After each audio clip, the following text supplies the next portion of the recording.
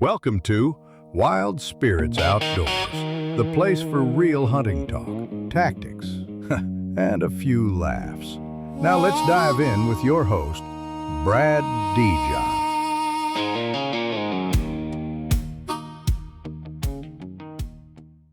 Yeah, right on. Well, cool guys. Let's roll into it. Jordan, you've been on the podcast before, but I've got a slight suspicion that this episode might draw a few more listeners than we've had in the past. So we might get some new faces here. So Jordan, would you like to lead us off and just kind of give us a 5-minute bio on you and your story, and we'll jump into Skip after that. Sure. So I'm Jordan Hoover, and I live in the northwestern Upper Peninsula of Michigan. Born and raised Michigan boy, baptized in backstraps and bluegills. Grew up with a bow in one hand and a fishing pole in the other, and was very fortunate to be born to a family that was very passionate about the outdoors in all facets and conservation and advocacy for the future of our resources. And my father had a huge hand in molding me and shaping me, not only as a hunter but as a steward and as a conservationist of these resources. And I certainly followed in his footprints as I got older. I've been married 17, almost 18 years now. I've got a wonderful wife who puts up with my deer obsession. She's also a bow hunter, stone cold killer she is. Look out for her. And I've got 4 sons. God blessed me with 4 boys. My oldest is 16, my youngest is 10, and they all hunt, fish, camp, do everything right beside me and my wife. And I couldn't be more fortunate, really. I'm a blessed man. As far as the deer advocacy side of things goes, I've been engaged in advocacy largely as an independent, unaffiliated individual, not representing a specific group, interest, or organization for, I think this is 11 years this year. So that's kind of my 10,000-foot view. Right on. Yeah. So that's kind of how Jordan and I made our introduction. Is I had done a Skip. Back in, I don't know what episode I'm on now. I think this is my 46th episode, somewhere around there. Back on my 12th episode, I was just in the studio by myself, and I was thinking about Michigan. And I'm born and raised here. I've been hunting here since I was bow hunting since I was 12 years old back in 1995, and I've seen just the mess that Michigan has become. And I went on a monologue on my episode 12 where I was just kind of ranting about some of the stuff I thought was wrong with Michigan, and I posted some of that to social media. And Mr. Jordan here, he was one of the first to hop on and be like, "We should have a chat, man." So we got on the podcast, which turned into that marathon episode, and then I've had Jordan back on again. And for me, Skip doesn't need any introduction, but if there's any listeners out there who are new to the podcast or new to whitetails or are unfamiliar, Skip, if you could give a little breakdown of your history, kind of leading up to where you're at now, that'd be awesome. Sure. Kind of almost a lot of opposites. Not that there's a good or a bad, but a lot of opposites to Jordan. Like, I grew up in the city, Zeeland, Michigan, in town. Nobody in my family hunted. Nobody taught me how to hunt. It was by divine miracle that God blessed me with finding this and getting into this sport. And I was just the nature lover, the kid that wanted to take his bike out of town and go catch frogs and turtles, and just obsessed with nature. And even younger in life, I would say I was very interested in like biology and ecology, and different going into different fields of science and research and stuff like that. Or, hey, I want to be this kind of a wildlife biologist or whatever. It's just, I was an animal lover and an outdoor lover from a very young age. And getting into hunting later in life, like my first year deer hunting, I was probably 14, right outside of Zeeland, Michigan. It clearly was like caught me real hard, and I've said this before, but I was the worst hunter on earth. I mean, it was just complete train wreck. But I got caught up real hard with it, loved it. And then just spent so many years just obsessively going at it, and then finally maybe at 18 or 19 years old, after having um, several seasons of just a lot of really difficult experiences, like degraded land, 75% of my hunts being ruined, um, getting into the second and third day of gun season and going, I'm not even going to deer hunt anymore. I love it, but let's go do something else because all the deer were dead and you didn't see anything. And then, then going to the UP and going, we can actually get a spot to hunt in the UP at my uncle's cabin, and going there for a week straight, not seeing any deer. Then I'm like, well, maybe let's try some other states. And then I started traveling around the Midwest, and then traveling to Illinois, Iowa, Kansas, Missouri, Nebraska, all these places. I just got red pilled at about 19 on weight. Every one of these other states are just incredibly better, and some of them were even packed with people or had similar dynamics, similar topography. And I'm like, how is it this much better in all these other spots? And light bulbs just started going off. It's being red pilled, right? Yeah. And then 25 years ago, right when I graduated college, I bought a farm in Iowa when I lived in Michigan yet. And then I moved right out here after that. And I've been here ever since. And Iowa's had so many challenges in 25 years, and like so many attacks that I got into, fighting for the state of Iowa. Like, listen, don't let this become what I've seen happen in all these other states, and I'll fight fiercely to defend it.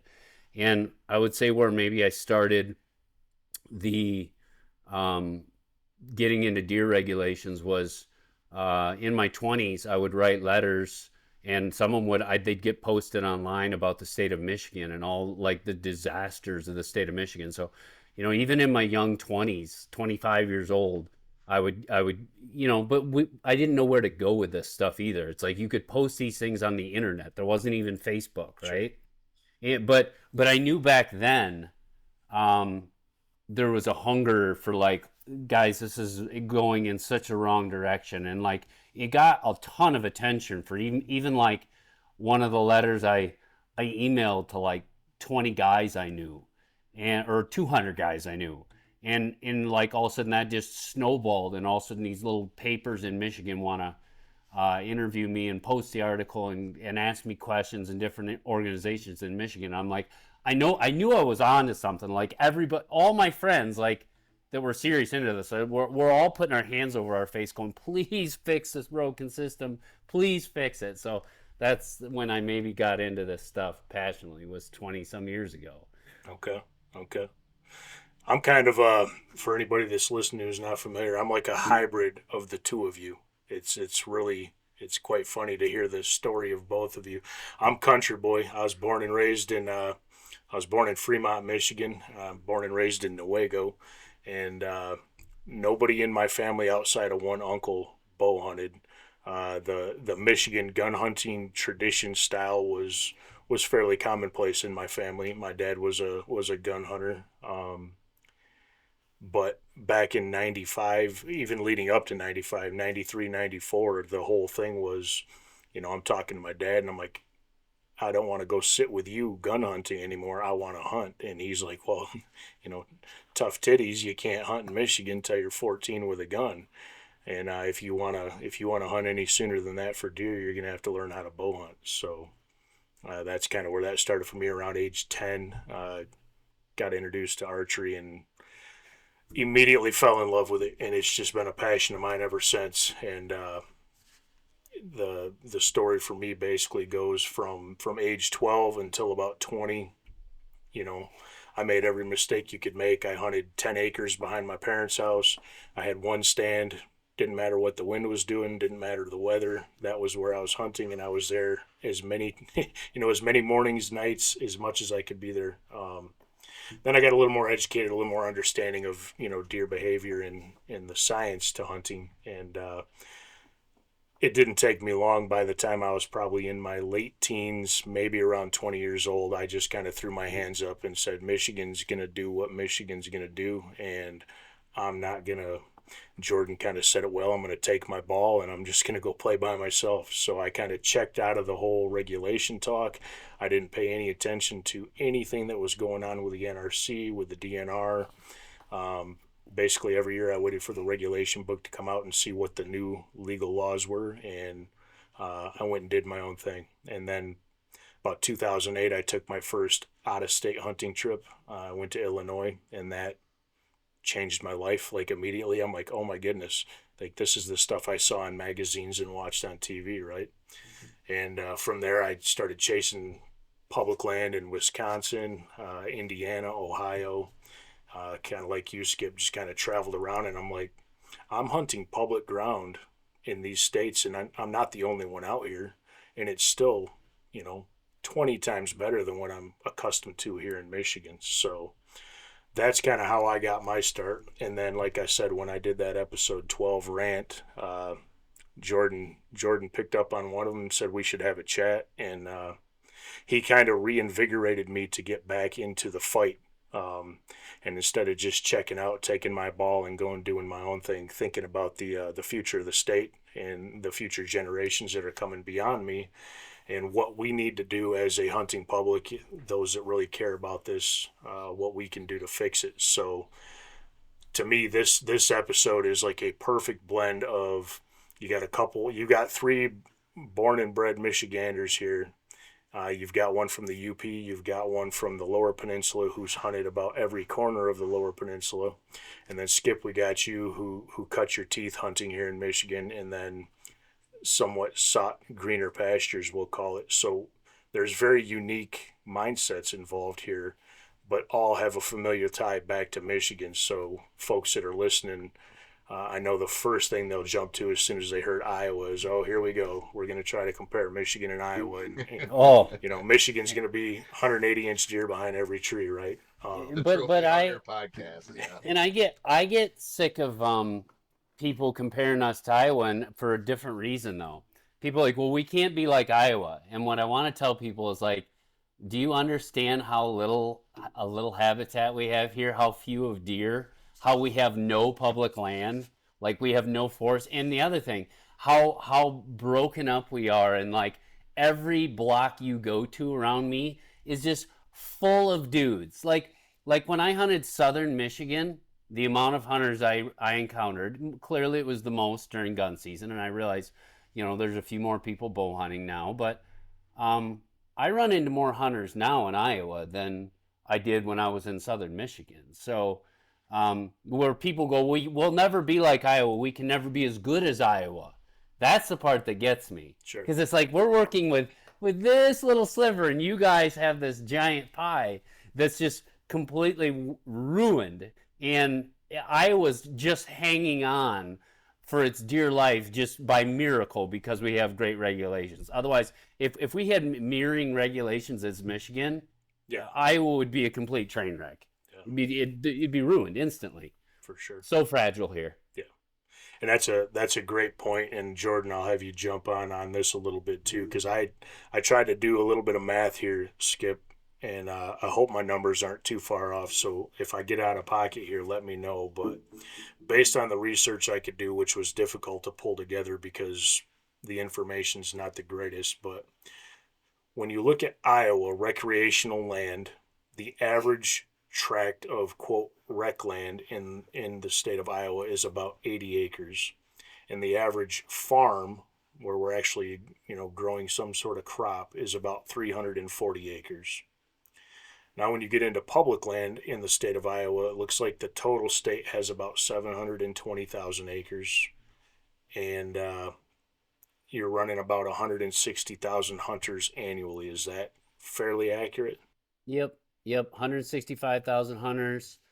We've got the least amount of public land of pretty much any state. Maybe like Rhode Island or Hawaii beats us, but it's we're either dead last or darn close. Okay. And just we have this tiny sliver of habitat that would be like if somebody wanted to visualize how much habitat we have. If you took the bottom 3 counties in Michigan and said that's what we have. Well, that's all of Iowa. That's it. Yep. That's it.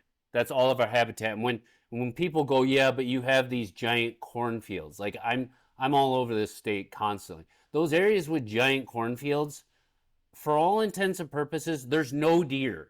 Like you can go 20 miles and be like, there's not, I could get permission on 15,000 acres. Nobody deer hunts it. There's no deer there.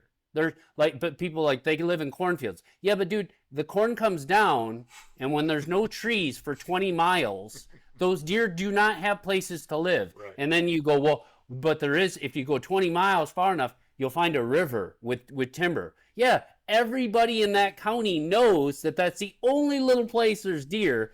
And let's be honest, a river with timber on each side of it, when every dude's going there, it's not hard to shoot the deer out of there. Sure. And those places just get shot out. Yep. So there's counties, we have counties now where you're allowed to shoot 0 does, none, because there's no deer. Yeah. You know, like the habitat regions of these counties, 3 deer per square mile. In Iowa, where it's all fertility, it's just a giant food plot, right? The habitat regions of these counties have 3 deer per square mile in the ag region. So I just want to convey to people that 2/3 of our state, there's nothing there. I mean, Little Sliver's a river here, and then drive 20 miles where there's not a deer. You could drive 150 miles an hour every night and never get into a car deer accident. Like there's no deer. So I just, you know, there's such misconceptions online, which granted on social media online, the whole can of worms. It's the wild west. Yeah, what the wild west of ignorance, not necessarily stupidity, but just I'm not knocking the people. They just don't understand it, Sure. and they've always heard that Iowa's just a great big food plot, and it's just whitetail paradise, and there's 50 million deer everywhere and giants everywhere. It's not like that. 2/3 of the state is the worst. And the last quick thing I'll just say about Iowa is everybody's perception from across the country is they'll watch YouTube videos in Iowa on these great farms. Well, that's the 0.001% of the best farms in Iowa highlighted on YouTube. So the average farm in Iowa, the average 80 acres, which I'd say 80 is about right. You know, the ag might be 300, but it's almost irrelevant because there's not deer on most of those farms. But the average 80 acres is nothing like what people are watching on YouTube. It's not even in the same universe. So, you know, the average farm in Iowa, it's struggling right now, and there's other dynamics at play too, like, you know, 2 record EHD outbreaks which have wiped whole regions of our state out, just wiped us out, stuff like that. So, we deal with a lot of issues in Iowa, and we have regulations that need improved. We have our challenges now. At the end of the day, when I just finalize my Iowa summary there, are we blessed? Do we have an amazingly common sense run state with just so many regulations that either by design or by luck we got in place for decades now? Yeah, I mean, our state's amazing. It's hurting right now, and we're doing a lot of things to make it better. And because of the organization and the people we have in Iowa, we can make it better. We can have impact on these regulations here. And that's why I know Michigan can change things too, because of what we just saw last year, whether you like it or not, or I wish they would have done this, or I don't like the NRC. Will it go through? I understand all those dynamics, but changes can happen is my point. Sure. Real quick before I jump to Jordan and talk a little bit contrasting information to Michigan, Skip, what's your rough deer population for the state? We're about 400, and I'm going off the top of my head, but I think it's like mid 400,000. Okay, so let's just for the sake of 450. let's say 450. Okay. Yep. Now, Jordan, when we contrast the information we just talked about with Iowa to Michigan, I tried to pull the same data sets, and again, it's very difficult to do, but I think this is pretty realistic. If you take the state of Michigan as a whole, when you think rec property lands, your average rec property is about 40 acres. Your average farm in the state of Michigan, it's about 210 acres. It falls 200, 210. So let's just say 210 acres. And the very interesting part, Iowa has 720,000 acres of public land. Michigan is sitting on 7.4 million acres of public land. And then our hunting public is about 600,000 hunters, and we're sitting on an estimated deer herd of around 2 million. Does that sound about reasonable to you, Jordan? Yeah, those are in the ballpark for sure. Okay. So when we look at those two things, to me, it ratios out pretty interestingly when you look at the actual numbers. Um, I guess if you want to call it per capita or however you want to word it, when you look at those numbers, ratio wise, fairly similar when you take the number of hunters, the amount of land available, et cetera, et cetera.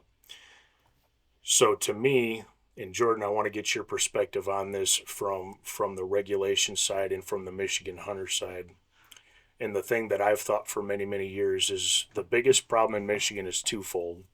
One, we have what I would call a cultural problem with the hunting public. And I don't mean to shit on anybody, pardon my language, and that's not what I'm intending to do with this. But culturally speaking, the Michigan hunter has always had this thought behind them of, I got my buck, or something along those lines. And then the second portion to that really kills us is the regulations since, let's just say, since the inception of Prop G in 96, have never really made a ton of sense to what Prop G was intended to be. Even, I mean, we're talking 30 years of Prop G, and it still really has not, the intention behind it has not met the purpose, and it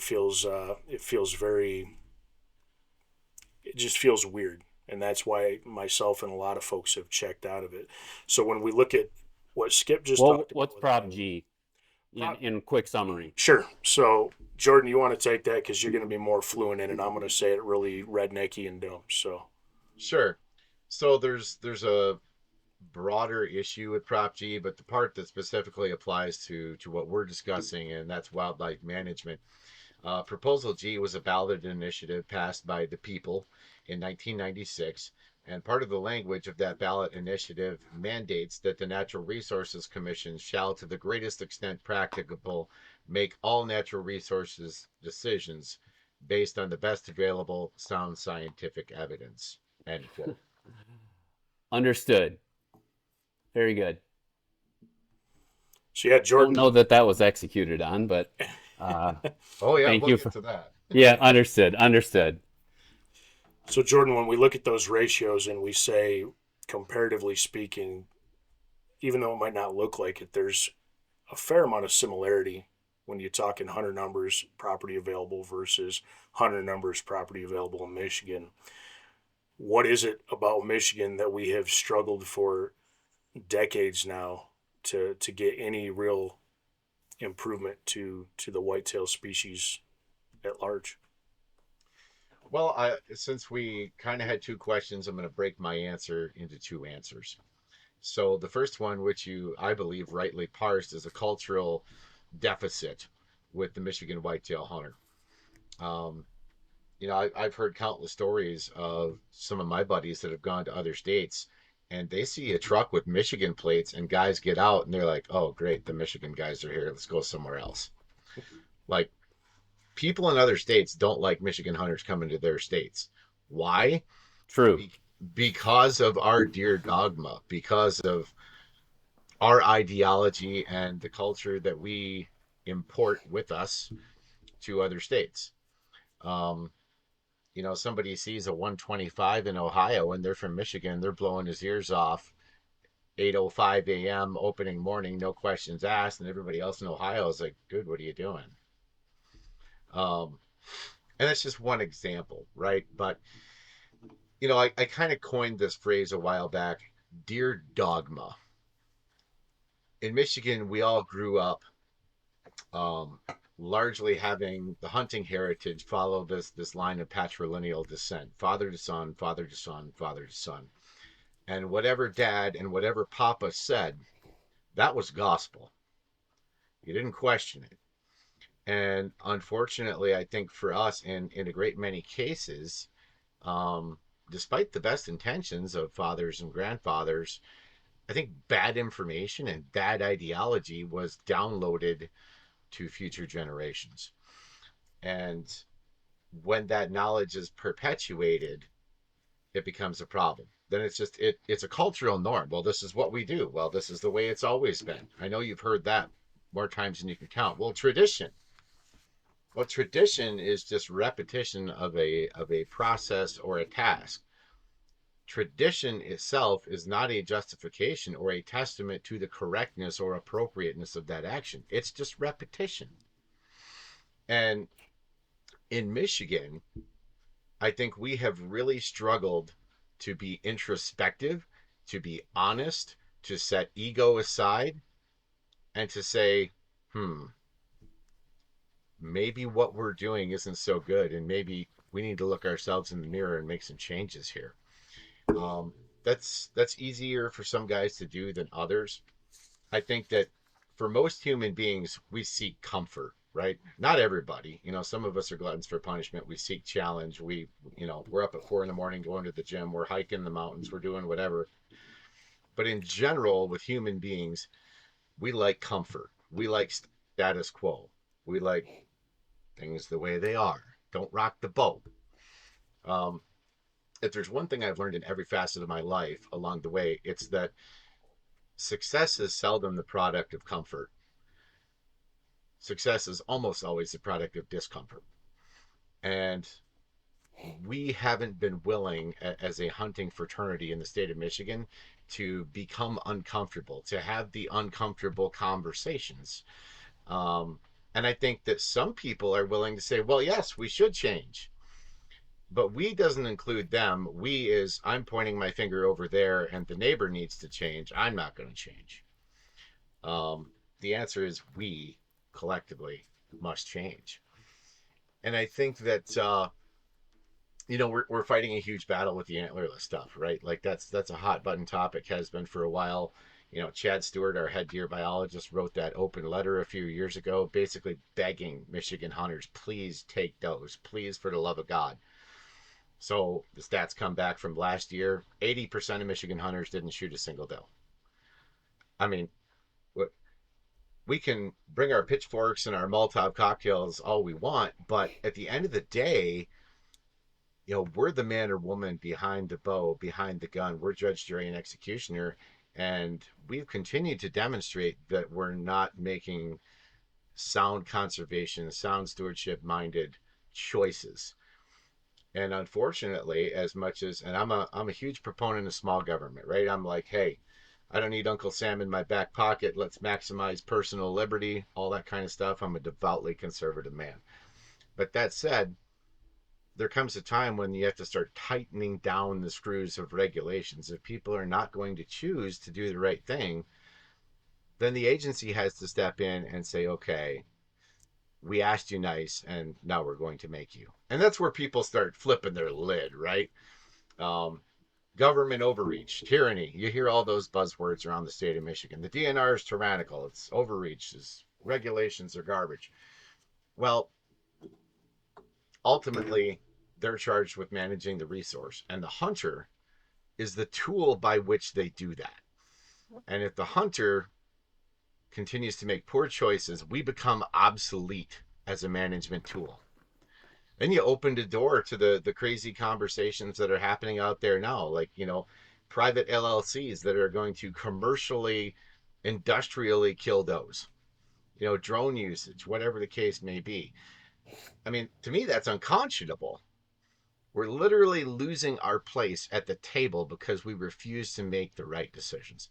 That's just one example. I'm in the weeds on antlerless, but the culture in Michigan is definitely at issue, and it's never more clear how different we are than when you go to other states. When you talk to hunters from other states, it is like a light switch on and off.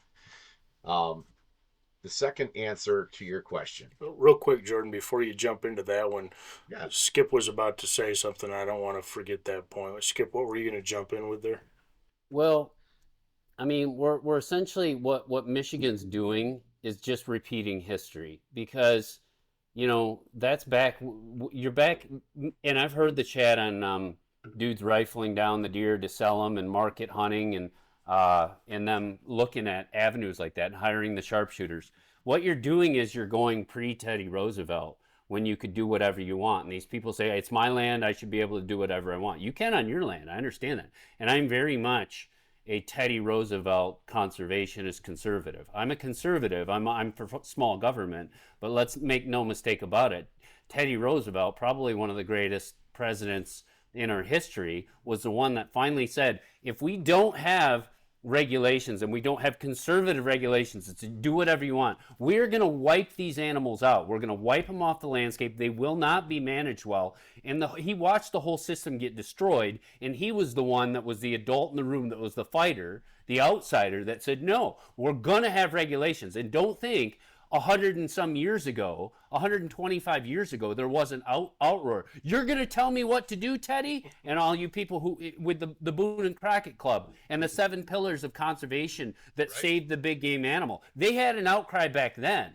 So we're wanting to go back to the old way that's antiquated, that's 125 years old, that has ruined the big game animal across this country. And that's what would happen if these people got their way. Let me do whatever I want. Let me trap the deer. Let me shoot them at night. Let me shoot them year round. We will ruin this. Yep. And I would say Michigan, to some regard, has gotten very close to, it's not necessarily the ruination of the resource, like we killed all the deer, because clearly there's areas where it's like, there's problematic numbers, but they've given everything. Everything goes, people. You want to use this weapon, we'll expand the seasons. We'll have 5 rifle seasons. That's 10, just everything got accepted in Michigan. And what was the result? Yep. It did not work. It made the problems worse in different dynamics. And I would also argue, where like the big game animals in Iowa we were completely extinct.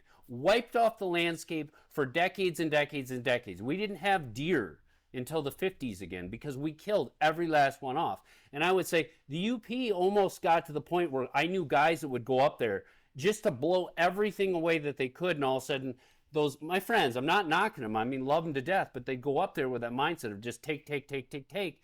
And one day I hear from these people and they're like, there's no deer left. Yeah. Things can break. Yep. Michigan broke. Sure.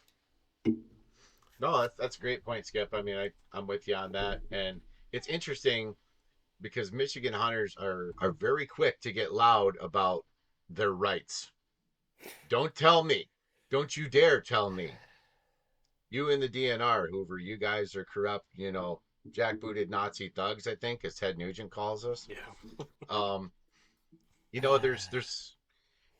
There might be bad regulations. There might be bad DNR officers. Maybe I remember experiences with DNR officers, like I'd come back from boating 5 minutes after dark as a teenager, and they'd always give me tickets. And I'm like, you guys are, I had that feeling too, like you guys are a bunch of dirtbags. But, to blame them for the problems is not accurate. Do they do some things that are wrong? Or do they make the regulations confusing and go after people for innocuous things that are a complete waste of time, and people have a bad taste for the DNR? Probably so. Is that what's destroyed Michigan's deer hunting or created all these problems? It is not the DNR officers that have created all these problems. Correct. It's all these regulations. And I think the Michigan hunter just can't accurately parse in their own mind the difference between common sense regulations and total anarchy. And I think what the Michigan hunter wants is total anarchy. If I want to use a bazooka and I want to use it for 21 days in July, well, who are you to tell me I can't? Right. And good God. Take Ted Nugent's point of view. And listen, I somebody would say, so Ted would say, I'll debate anybody on this. Like, Ted, I agree with you on 85% of what you stand for, but you don't want law enforcement around. You don't want anybody telling you what to do. You don't want any regulations. And Ted, let me ask you, with all due respect, because I agree with you on 85% of your issues, but what has been the result for you, Ted? You've decided, because you can't control what goes on because the regulations are atrocious, that you're going to high fence all of your property. That's how that ends. Anything goes. Don't let the DNR tell you what you're going to do. Ted, how did it end? It ended with you high fencing your farm because you got tired of it. Yeah. See? No.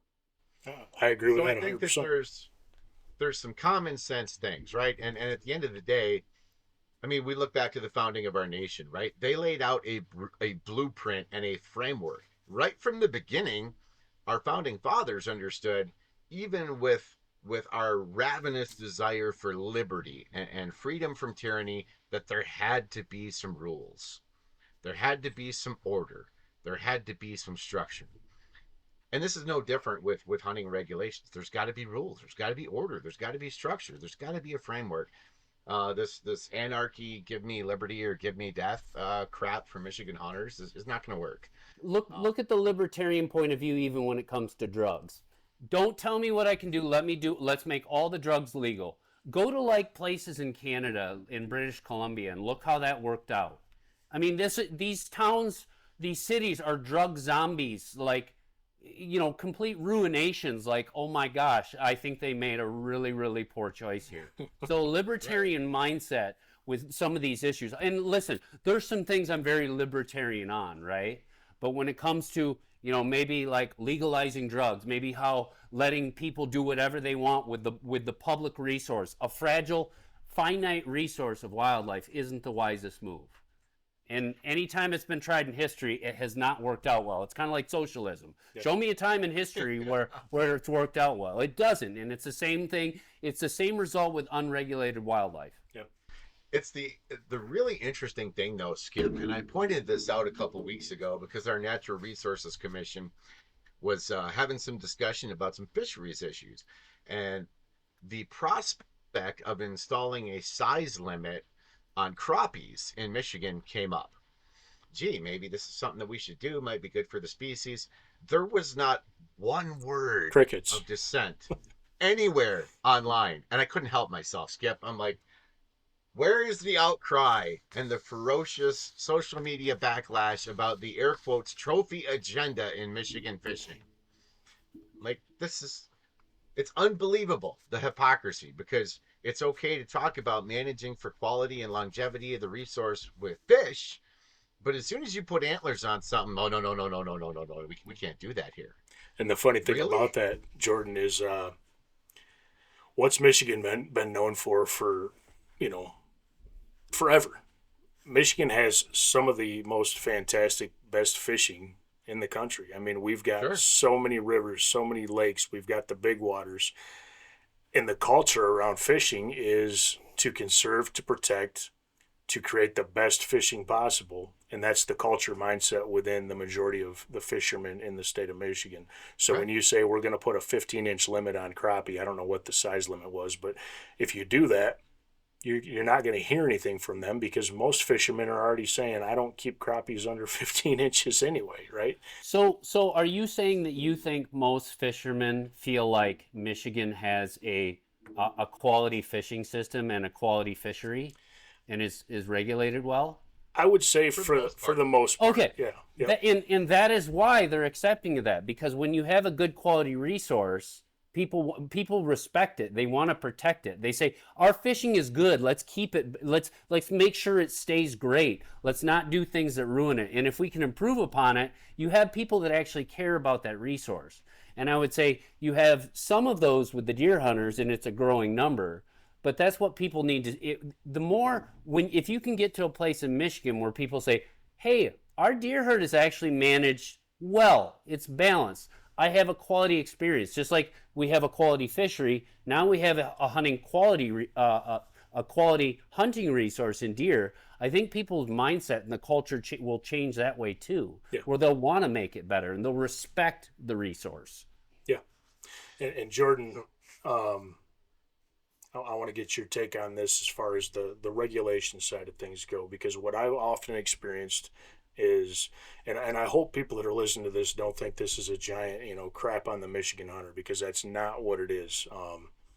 There's a lot of hunters out there that really do truly care about the resource and want to see things done that are going to benefit and protect the resource. The problem always comes in, it's not even so, there's hunters in Michigan that are dead set against regulation that I'm 100% for, and it's not out of a place of malice that they, I want to be able to shoot what I want to shoot. They just don't agree with it, and I think it ties more into that cultural side of things.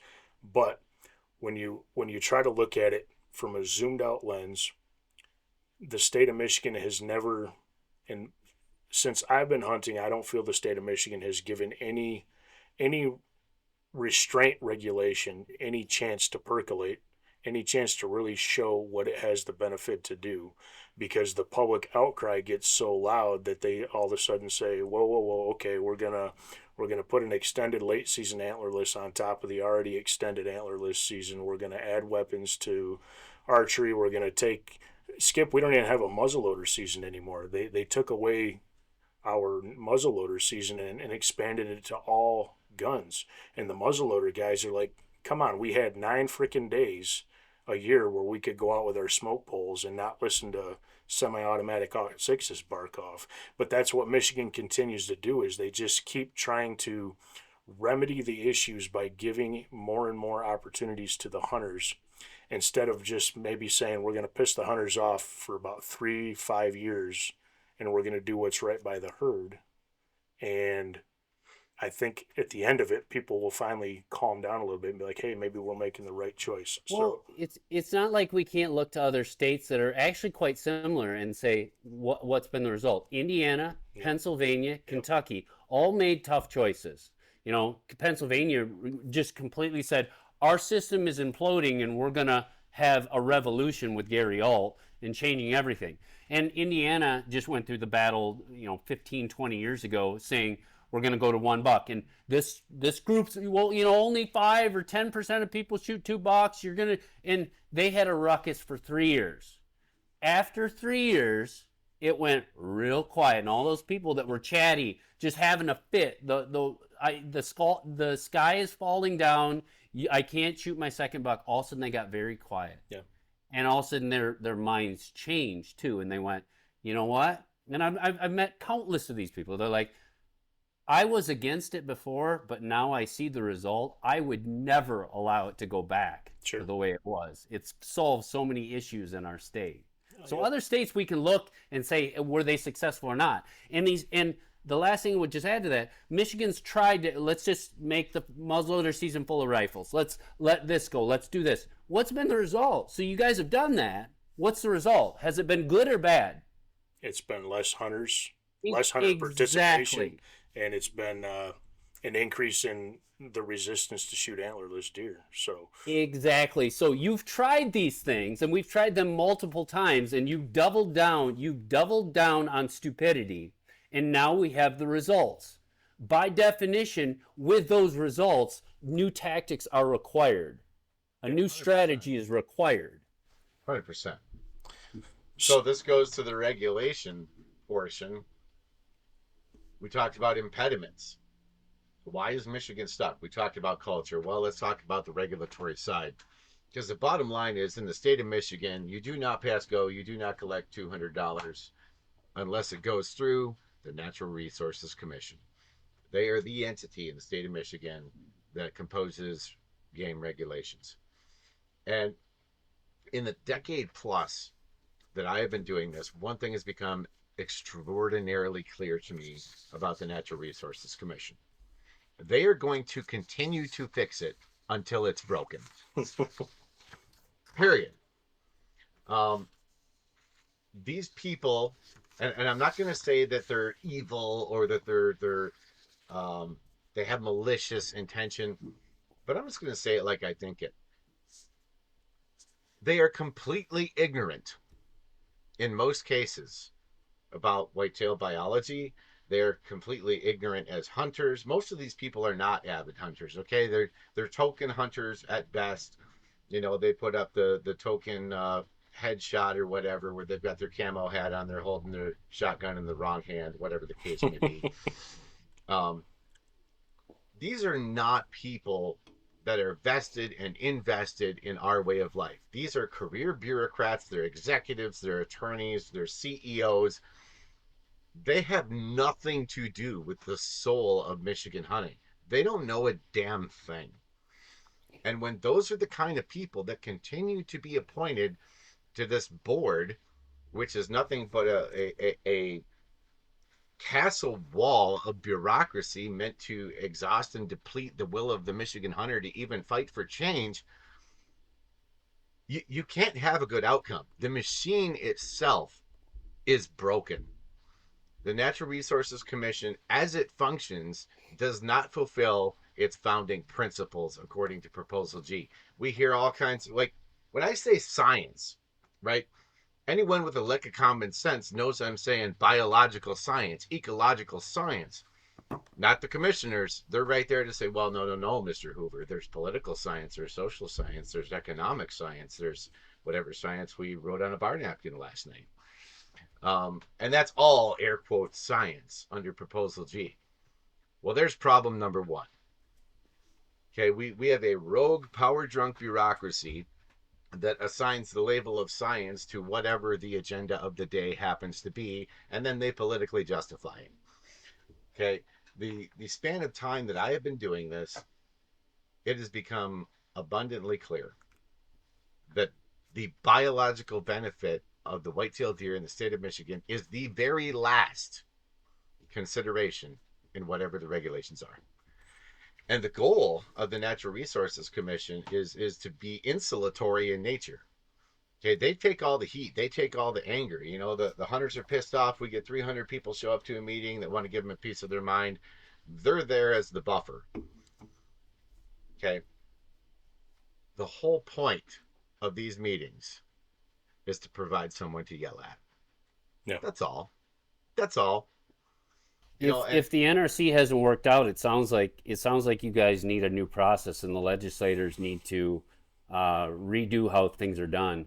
I mean, 100%. and even when you say economics and political realities or whatever you were saying that they have to address, like, you can make big economic arguments that when you mismanage the deer herd and all these hunters are lost and quit and leave the state, there's an economic toll to that. Yeah, and sure. there's also a political toll to also the economic side of it, but a political toll to, hey, I'm getting heat from the farmers in my region that there's 500 does out in the field and nobody's doing anything about it. So there's political impacts here too. And at no level is there really any major successes taking place. So, and I've seen that countless times where it's the legislator in Iowa that wants to make these changes, and you meet with them and they're like, well, I don't know anything about hunting. They've never hunted a day in their life. I'm like, well, where are you getting your information from?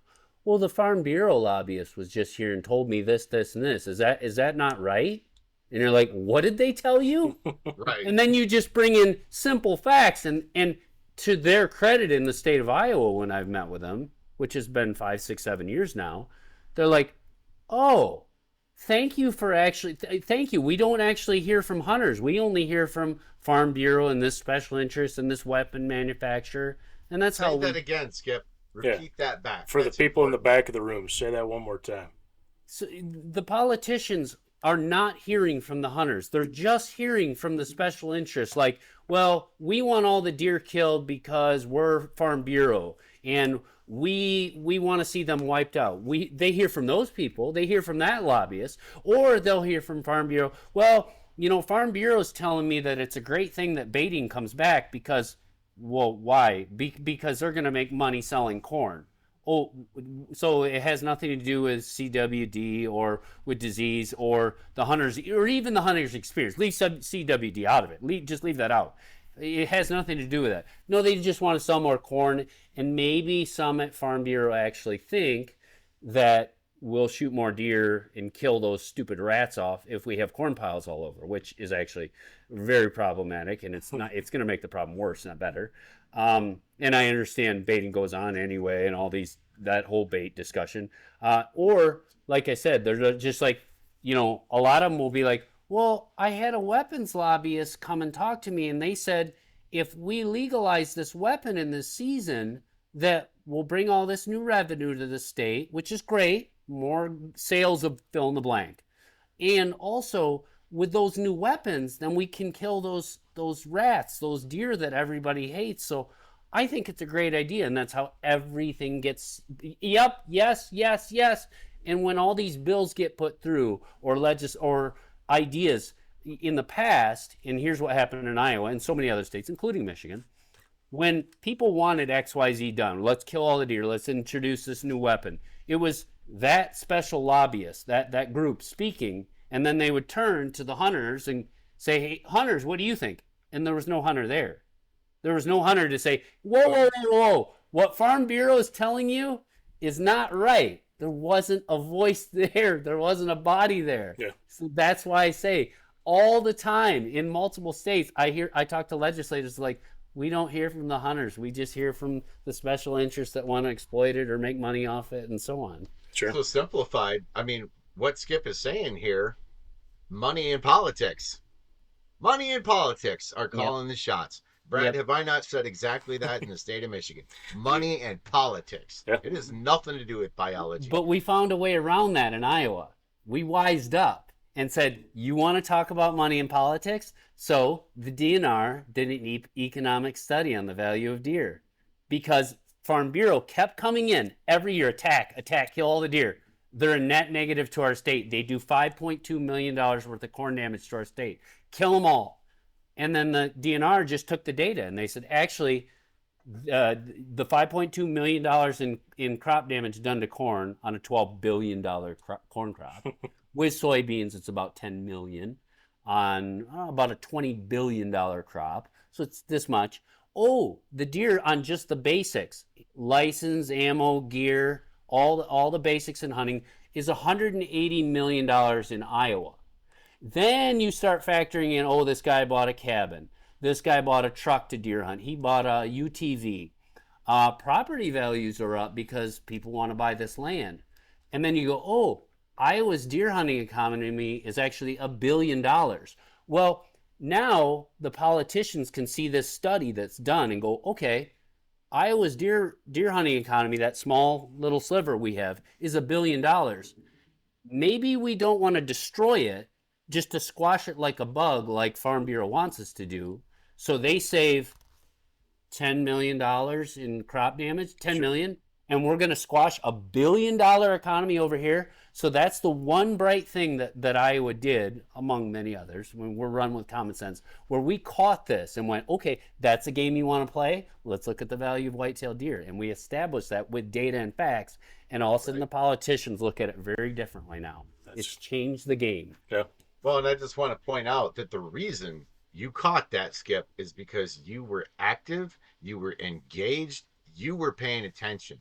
You weren't sitting on the sofa with a bush light just bitching, right? Sit on social media and say stupid comments. That's going to move the needle. Yeah. That's going to change the reality in my state. I think this. Don't tell me what to do. And write all these silly things on Facebook. Does nothing. Nothing. So for Michigan, I'm going to go out on a limb, and this is going to fire some people up. I'm going to say our deer economy in the state of Michigan is the equivalency of welfare. We are in a position where hunters are leaving our state. They are going to surrounding states to hunt, like Iowa, for example.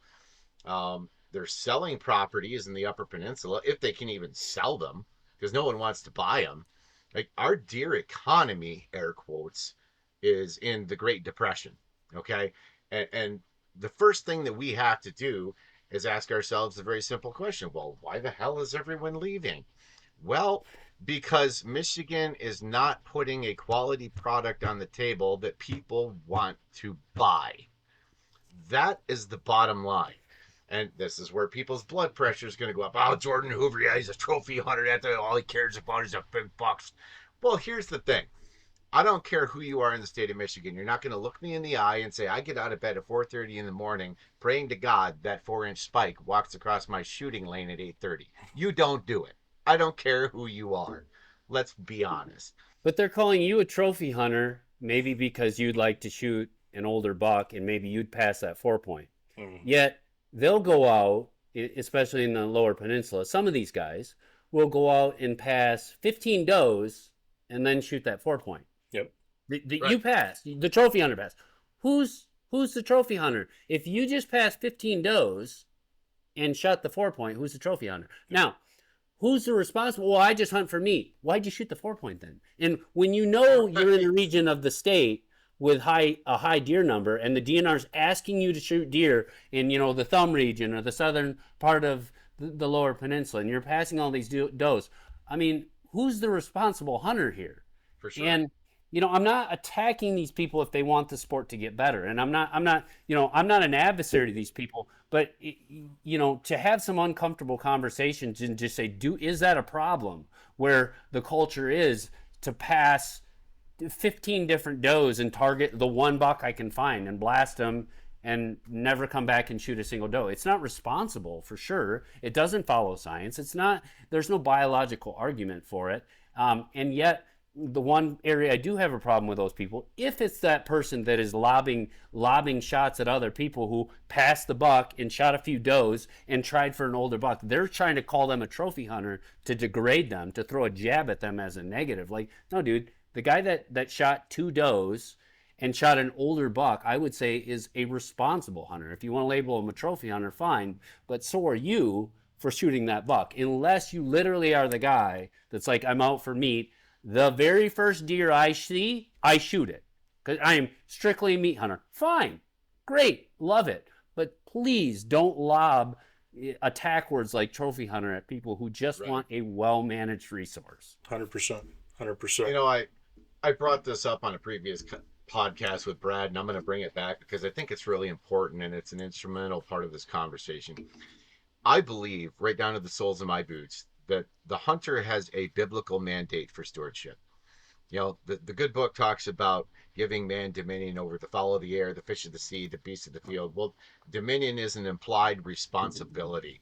Well, that responsibility equates to stewardship, right?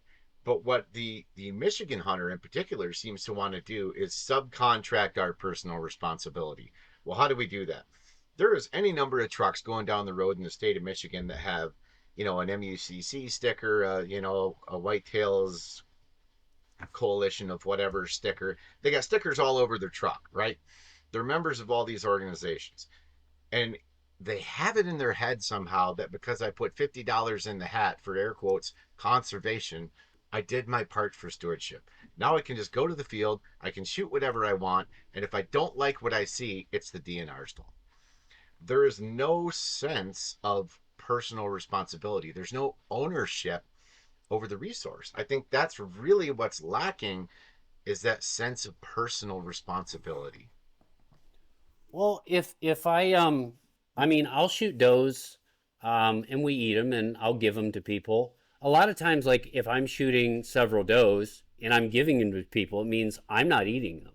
Well, a lot of times it's uncomfortable for me to go, dag nabbit all, I got to spend, I'd like to get back and relax or eat dinner, and I spent the whole day out. No, I got to spend tonight dragging out all these does, getting a bunch of dudes, pulling them out, cleaning them out for someone else to eat. But I do it because I care about the resource. I care about balance. I care about being a responsible hunter. And it's because we have a quality product too. And I want to keep it that way. I think a lot of people in Michigan are like, what's the point? What am I managing for? The 6 point, if I shoot some does and manage right, that 6 point might be a 7 point, maybe.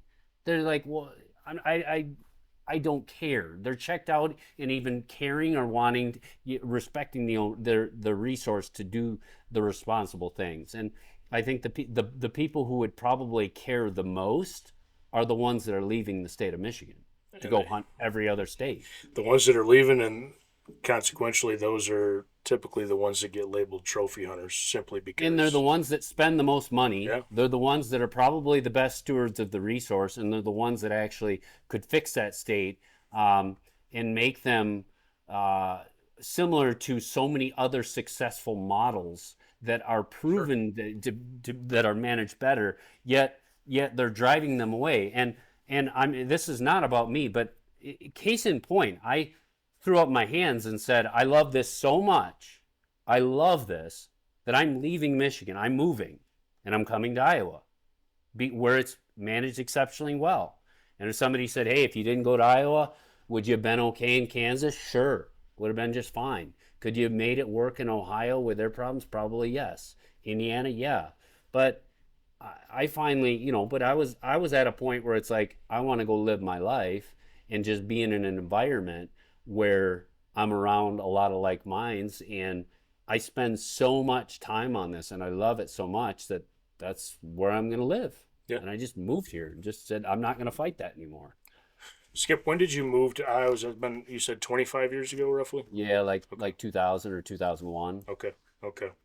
So, Skip, to kind of get you, I don't know how up to speed you are on the current Michigan regs. Pretty up to speed. Okay. Okay. So you kind of know where we're at, how things, Yeah, how things played out. $1 in 27. Well, like, why wouldn't you enact that now if it's the right thing to do? Yeah. You know the place with no deer where Skip, your family, my uncle, who nobody even hunts. It hasn't been hunted in 40 some years. I went there for a week with my brother. Just we're like, maybe there's a miracle chance we'll see a deer, and didn't see any deer. Well, we have that ground, I bet we've had it since like, I think my great uncle. So my great uncle was a hunter, and then they just kept it in the family, not my parents. And then they would say somebody did hunt it at some point. Back in the 50s and 60s, they shot giants, like 150s, 160, big swamp bucks. And in 40 years, I don't think it's been hunted. Just me and my brother went up there for a week, and we're like, yeah, it's pretty, but there's not a deer. I don't think I'm going to do this again. Well, you bring a kid up to my, I suppose it'd be my uncle's place. You bring a new hunter up there and say, hey, you got this little cabin in the woods, and you go deer hunt there, son, and get into deer hunting. He's going to go, I think I'm going to pick up a new hobby. I'm done. There's no deer. Yeah. Exactly. There's no deer. It's pointless. Yeah. So, in Michigan, everybody wants to make an excuse why they're losing hunters. Well, it's our aging population. Guess what? Iowa has the number one issue. We're the number one state of people moving out, the young people moving out, because we have the farm culture where the old farmers are like, it's all old staggered people that own the land here. And the young people don't want to get into farming. I'd rather go do this or that, and there's not a whole lot of things to do here. So the young people move out of the state of Iowa. Yet, our new hunter numbers are stable to growing every year. We're extremely stable, and that's with our harvest data is half of what it was 15 years ago. Sure. Half. We've wiped regions of the state out, and that's where we lose hunters in Iowa. But with a aging population in Iowa, because that's what Michigan people, the leadership will. There's always an excuse, and there's 10 more behind this one. Well, it's a aging population, and the tradition's kind of lost. Like, we have the same issue in Iowa, where all three of our R's are stable to increasing. Like, honestly, we can't handle any more hunters. We're overloaded, and that's why we have to put in a non-resident quota of 6,000 max can come to our state. Yeah. Because if we had no quota, it'd be like the caravans from Central America when Biden got elected, just invading us. It would be like that from Michigan coming to Iowa every year, caravans. Yeah, sure. Yeah. And then we'd have to build a wall, and it'd be sad because we built a wall against this other state. I feel You're bad not about make it. Michigan pay for the wall, are you? Michigan will pay for the wall. Mark my words, Michigan's going to pay for the wall, people. Gonna be huge. So to what Skip just said, he was referencing the UP, Jordan, and so when we did the new regulations, I agree with you 100%, Skip. Like, because science, we're going to wait another year. This makes so much scientific sense. We'll wait another year before we go OBR. And then $2 in the UP. And then they left it status quo in the part of the state that's probably suffering the most. Okay, so we're going to keep it $2, which is a choice, right? It's a choice. So what data, what biology, and what argument do you have? And I'm not saying they don't have one, but I would like to hear the argument give me the argument for keeping $2 up there. I'd love to hear the argument. Like, here's the merits, people, because it's a fork in the road, and they chose $2. Why? Jordan, I'm gonna step out and take a piss real quick, because I know you can eloquently handle this portion of the conversation. So I'll be back in about 2 minutes. Oh, I'm fired up now. So I'll tell you, Skip, and this is verbatim what came out of a commissioner's mouth to the public on live stream state television as his rationale for keeping the Upper Peninsula $2. And mind you, This was the one NRC commissioner that resides in the UP. He explained that he felt tradition in the Upper Peninsula and providing opportunity to Upper Peninsula hunters was the most important thing. However, he himself, he could totally see the merits of one buck. He didn't disagree with it. But tradition and opportunity were the most important things.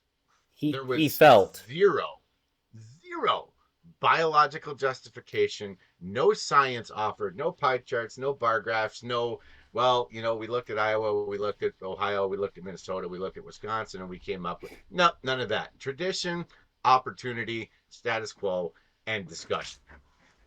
So he had a feeling and he had an emotion. So his decision was based purely on emotion. There's one side of the political spectrum that makes decisions based on emotion and without fact. They run places like San Francisco, Michigan, Chicago. And in all these examples, you go, hey, how is running things based on emotion without data working out? How's that working out in California with your businesses? Well, we got to hammer them. Why? Because they're rich and we can't run our state, but they're all leaving to go to Texas. How's that working out? Not Right. very well. Well, why don't you crack down on the illegal immigrants that are committing crimes in your state? It's not a nice thing to do. They're good people, and so their decisions are based on emotion, and what's the result of that is my point. So what I just heard from you is this guy completely made his decision based on emotion, no facts, no biology, no science. And when you're making deer regulation law change or changes or lack thereof, if I was this guy, and I guess I don't know if they report to somebody, but if he reported to me, I'd be like, hey, you're done, bud. You're fired. Well, that's the interesting Goodbye. part, Skip, is this is how far Michigan has fallen. And I'll bring you back to Proposal G.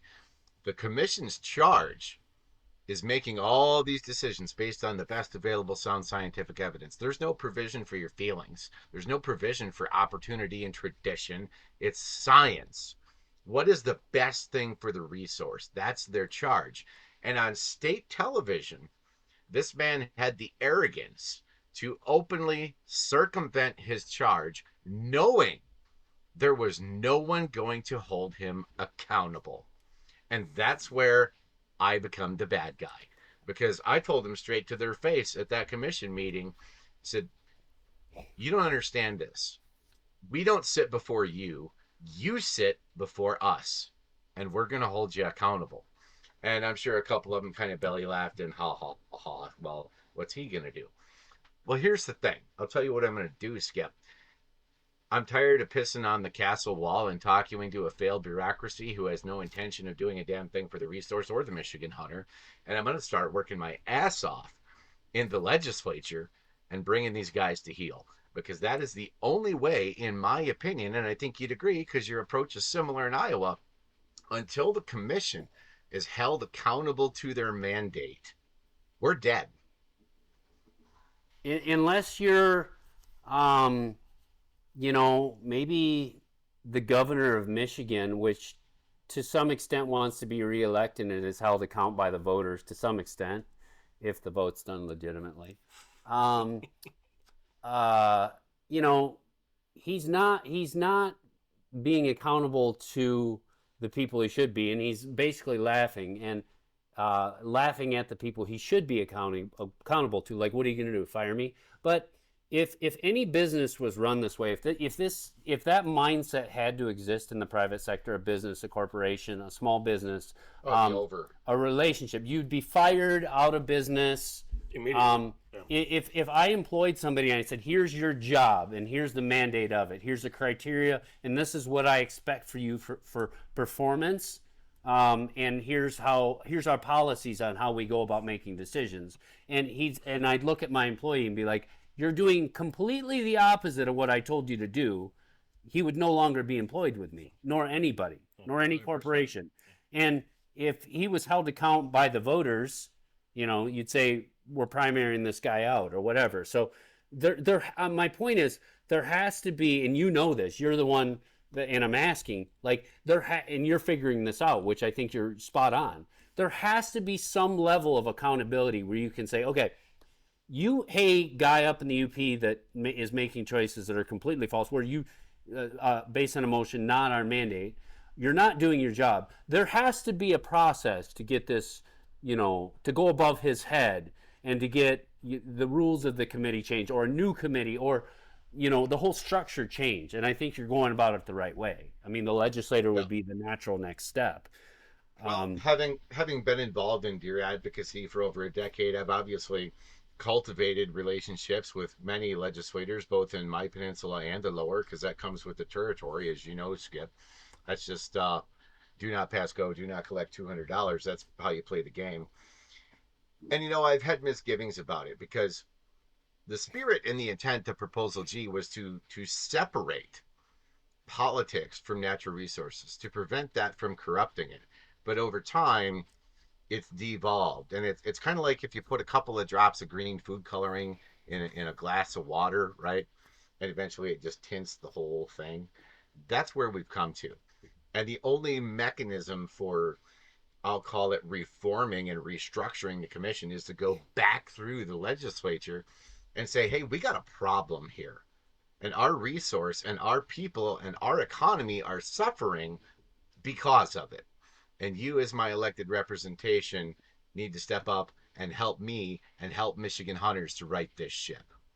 Yep. Well, it sounds like that's your only firewall, because what's your alternative? To keep going to these commissioners and say, hey, I know for the 45th time I've told you this, but I'm going to ask you nicer this time.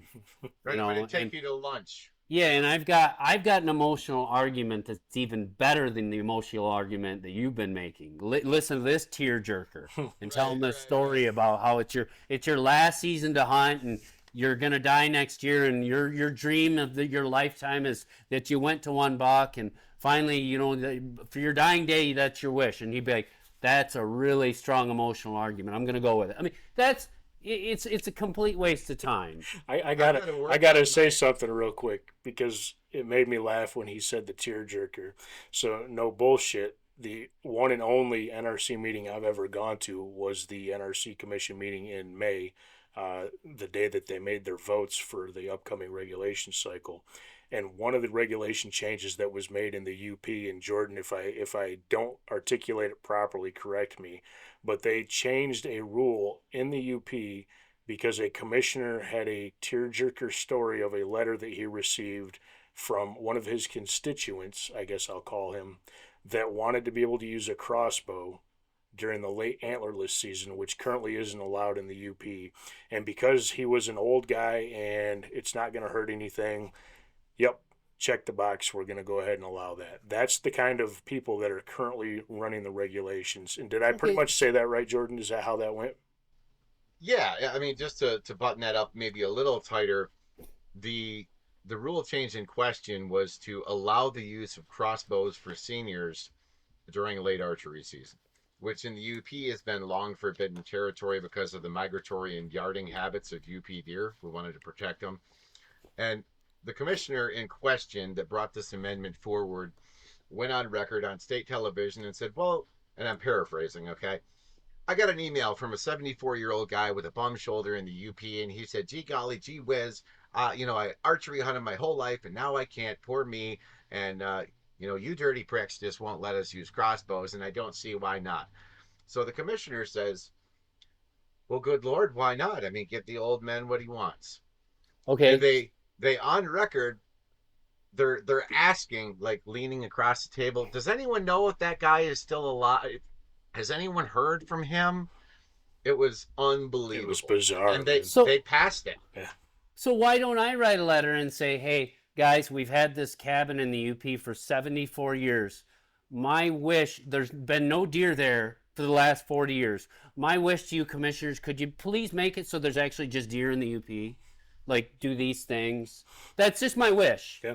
Because my wish for 40 years of hunting and having no deer at my cabin, please make it so there's deer there. And he'd go, hey, I got this email from this guy Skip, and he's going to move back, and his wish was, his cabin that they've had for 74 years, that they finally have deer there. So we're going to have an aggressive wolf season now. We're going to go harder on the bears. We're going to have a forestry management plan so we actually have the ample food and ample browse for these animals. And we're going to go to 1 buck because this guy would actually like to have deer out there.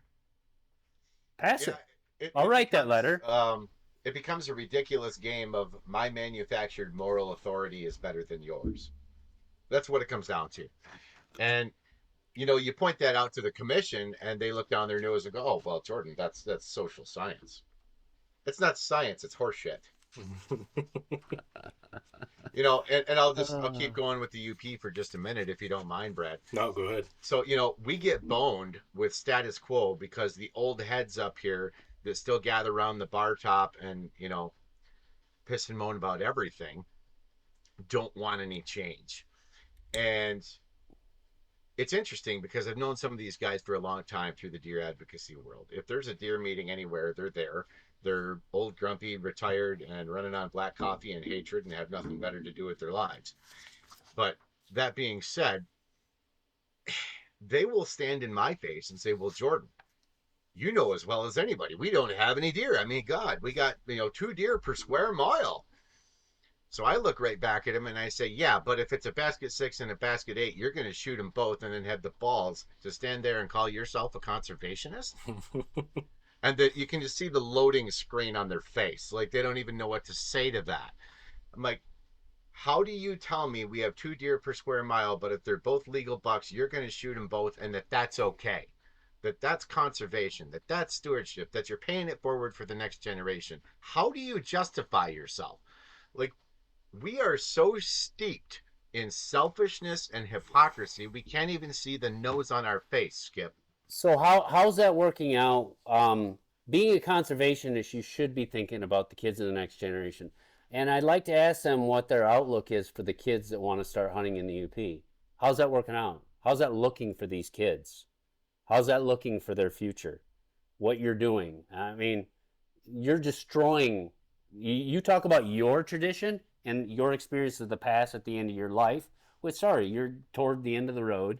How about these kids that have a whole life in front of them that a lot of them aren't even going to have, deer hunting won't be a part of the equation because you're going to lose that across the UP for countless amounts of these kids. How's that conservation? Yeah. Honestly, Skip, their go-to argument all the time is, well, there's the wolves. And I'm not going to pretend for 1 second that the wolves aren't a factor in the equation. They are. And I fully support responsible science-based wolf management. But you can't sit there and use wolves as a cop-out when we've had decades of poor regulations, piss-poor forestry management, on and on and on. We've got a record and rising population of black bears, which are fawn vacuums. I mean, there's tons of issues that we're just conveniently looking right past. And the low-hanging fruit is, well, the wolves ate all the deer. I mean, we can't do anything until we kill all the wolves. That's bullshit. No, it's the harsh winters. Because, 50 years ago when there was lots of deer in the UP, they didn't have harsh winters then. Never snowed back then. They never saw harsh winters. Right. So to that point, and this isn't even just UP, this is statewide. My answer to your question, Skip, how I see the commission wanting to resolve that issue is they would say, well, if we need to recruit more hunters, we have to open up more opportunity. That's the first go-to that they say. It's we need more opportunity. We can't. More opportunity. It's what, 4 months of hunting season in Michigan right now? Yeah, early. How many different deer seasons? You got youth. You got bow. You got youth. You've got an independence hunt, which I'm fine with. Call it 7 or 8 different deer seasons. September till January, basically, nonstop. September to January. Okay, so all September, October, November, December. 4 months of deer season. Probably. I mean. Well, and if you lump in crop damage shooting, that starts in May, runs through August also. Yep. All right. So 4 months at minimum, I could think of 7 to 8 different weapons, from pistols to crossbows to rifles to shotguns to bow and arrows to whatever. I mean, where's the lack of opportunity here? Yeah. Thank you. Yeah. Yep, and that's my biggest hitch on it is we've given so much opportunity, and the one of the biggest problems I think Michigan ever did, and I might take heat from this, but when we opened this special youth season that went on for hell, I don't know how long it's been going now, 15 years probably, right around there. And you had kids out there, and I'm not saying every kid went out and shot, the biggest buck on the block. That's not what I'm saying. But a lot of kids were being exposed to private land opportunity, hunting dad's property or hunting uncle's property or grandpa's property. And you've got 6, 7-year-old kids that are going out there shooting, bucks comparable to what I have behind me that took me, 2 decades of chasing these animals to get.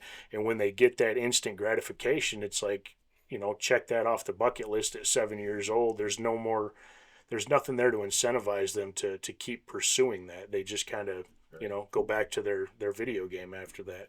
How many of those kids stayed hunters? And if they did, great, and it's like once in a while I'll meet someone like, hey, I did stick with it. But I see more cases, 8 out of 10, where the kid like an 8-year-old shoots a 5-year-old deer. Like, dude, if he had shot a doe, it wouldn't have been any different to him. But now he shot a 150-inch deer, and there's going to be a time where he's like, hey, I didn't go out the first time out or the third time out when Dad set me up, and I shot another 150 or maybe 180, because I'd like to do better than the 150 I shot when I was 8 on my first hunt. And then they don't stay captivated. They just go on to, right. I'll pick up a different hobby. Yeah. Yeah, I think we've made it too easy, too accessible, and that disincentivizes the encouragement for people to continue with it is part of the issue with me, and my thoughts on it.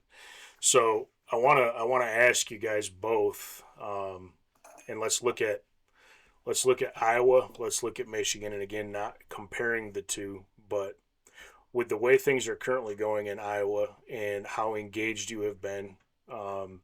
Fast forward 10 years down the road, Skip, what do you envision Iowa looking like in 10 years? We'll be better off than today because we're at the, for Iowa, we're at the bottom of the barrel as far as, we've had a perfect storm of like 5 different things. So we've had record EHD outbreaks. We have a third of the state on the western third where you can't shoot a deer. Like you can shoot 1 buck. The doe quota is 0. They got completely wiped out. Then you have the north central part of the state, like Highway 80 and above. There's no deer. So, if you grew up there and you want to hunt locally, you quit or you travel. And we had legislators back in the day before I got active, and a lot of hunters were active, where Farm Bureau said, we got to get rid of all these stupid rats. And they listened and they just rained out tags and everybody shot everything out. So, we've got some pain in Iowa. The one thing that keeps us protected is the 6,000 non-resident quota, because otherwise we'd be completely gobbled up. Completely overrun with non-residents. They would buy every last drop. Yeah. And they price the residents out of the market. There's such little of it. And there's 6,000 non-resident quota to hunt the smallest deer herd with about the least amount of habitat, about the least amount of timber. Nebraska's slightly less timber. I understand all those dynamics, but they have prairies and they have pasture lands, which we don't have. We don't have any swamps. We don't have any wetlands. They've all been drained. So we've got this fragile resource. We have 100,000 people with preference points to hunt Iowa. 100,000. Our cap is 6,000. And if you ask any resident, do you feel pressure right now from the non-residents? Like when you go to the public land, because we have so little, a lot of the non-residents come here and hunt our little bit of public land, and it gets chock full. And then the residents get displaced for various reasons. There's no deer. And we have other dynamics too. Like when our commodity prices go up, the bulldozers come out. And all this habitat's it's gone. It's gone. It used to be 8% timber. And somebody thinks that's minor, going from 8% to 7%. We bulldozed hundreds of thousands of acres. And when we lose 150,000 acres of CRP acres, that, you know, deer live in there a little, not a ton, but it certainly just makes it go dit, dit, dit, dit. So we've had all these things going against us, like 5 different things. Disease, loss of habitat, loss of CRP, you know, regions of the state just void of deer because we overshot it and blew it up. So we will come back. And we have a united front with hunters now where we have a big seat at the table, and we're united with all these other outdoor groups. We're like, we have your back on these issues. Please have our back on these common sense issues. So we have a very organized, well-oiled machine where we can go toe-to-toe with any of them, any group. Farm Bureau, you want to roll? You want to debate out in public? Let's debate. And when we debate, then the truth is exposed, because they just come into it with, we hate the deer. Sure. And we have a large checkbook. We're powerful. We're arrogant. They're very arrogant. Now, when you walk into a room of people in good faith, legislators in good faith listening to these debates, and Farm Bureau starts talking from a place of arrogance, and from a place of arrogance and ignorance, and they're met with truth and someone who's not going to back down, and groups of people who aren't going to back down, that just bring the receipts, bring the facts, they start stumbling and they get knocked on their ass. And that's what's happened for 5+ years. They got knocked on their ass. There's been no less than 50 bad bills proposed in the state of Iowa in the last 7-8 years. And before, they were getting a few of them through. In the last, I don't know, maybe it's 40, but a big pile of bad bills every year. We've defeated, if it's 40, call it 40. We've defeated 40 out of 40. Okay. Not one has got through since we got organized, since we built a machine, since we built a coalition of hunters and other outdoor groups. This big seat at the table just has to bring the facts.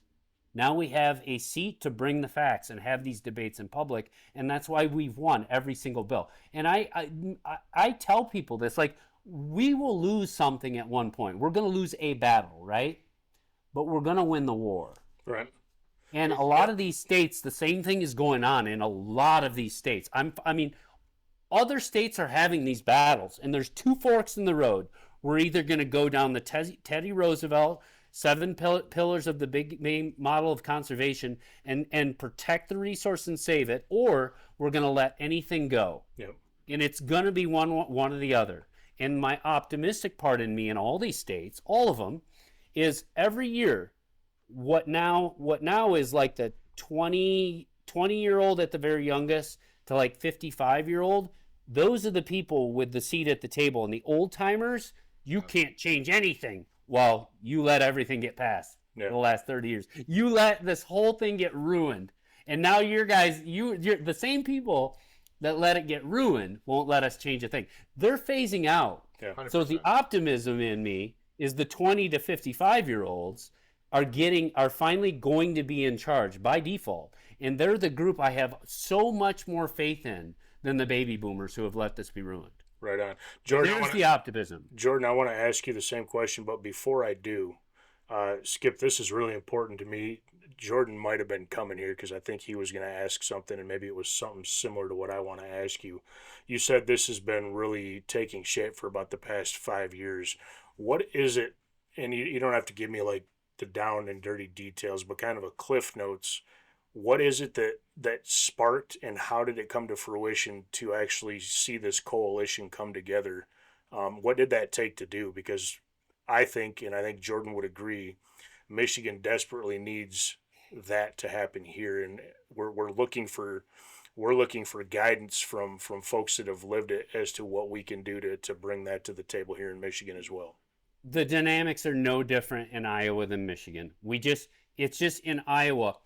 What it was the straw that broke the camel's back. So we have such a fragile resource, and I came from Michigan, so I understand what degradation, what ruination and mismanagement of the resource looks like.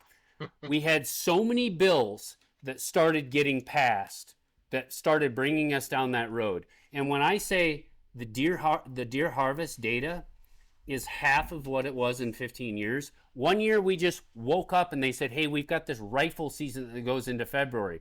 Everybody, wipe them all out. And dude showed up and blew the state apart. And everybody went, what the heck is going on? And then the next year it was like, let's legalize this new weapon. Let's let all these new tags come through. And the straw that broke the camel's back is I woke up one day and said, there was 10 bad bills proposed that year. It was, me as a landowner, I can get tags to sell off to the highest bidder. I can put them on eBay. I can auction them off and sell as many tags as I want to non-residents for the highest dollar. Crossbows in our archery season, rifles for turkeys, legalize, giving outfitters all these tags to bring in outfitting to our state, which would annihilate and destroy our state and make it a mismanaged crap hole. It would have just ruined us. Also, I'm like, you guys are proposing the outfitting group. You're proposing getting this huge pool of tags. Oh, I make my money from that. That's my livelihood. And I'm like, yeah, a telemarketer makes money. That's his livelihood too. It doesn't mean it's right. This will ruin our deer herd. So 10 bad bills came up and I went, no more. And the people of Iowa, the hunters in Iowa as a coalition, not one person here. I did not do this alone. Absolutely. This is a coalition of people. We all said, no more. This is nonsense. This cannot happen. In these 10 bills, it fired us up so badly because they had got a few of them through, 8 years ago. They got the bad one to kill everything off in the freaking state. And we still haven't recovered from that. We still have not recovered from it. So we finally said enough is enough. We joined up. We organized. We got the different organizations, and I know there's 501c3. There's all these different ones. And I know Jordan. I listened to his podcast the other day, so I know his wheels have gone down this road. Of which one do I form?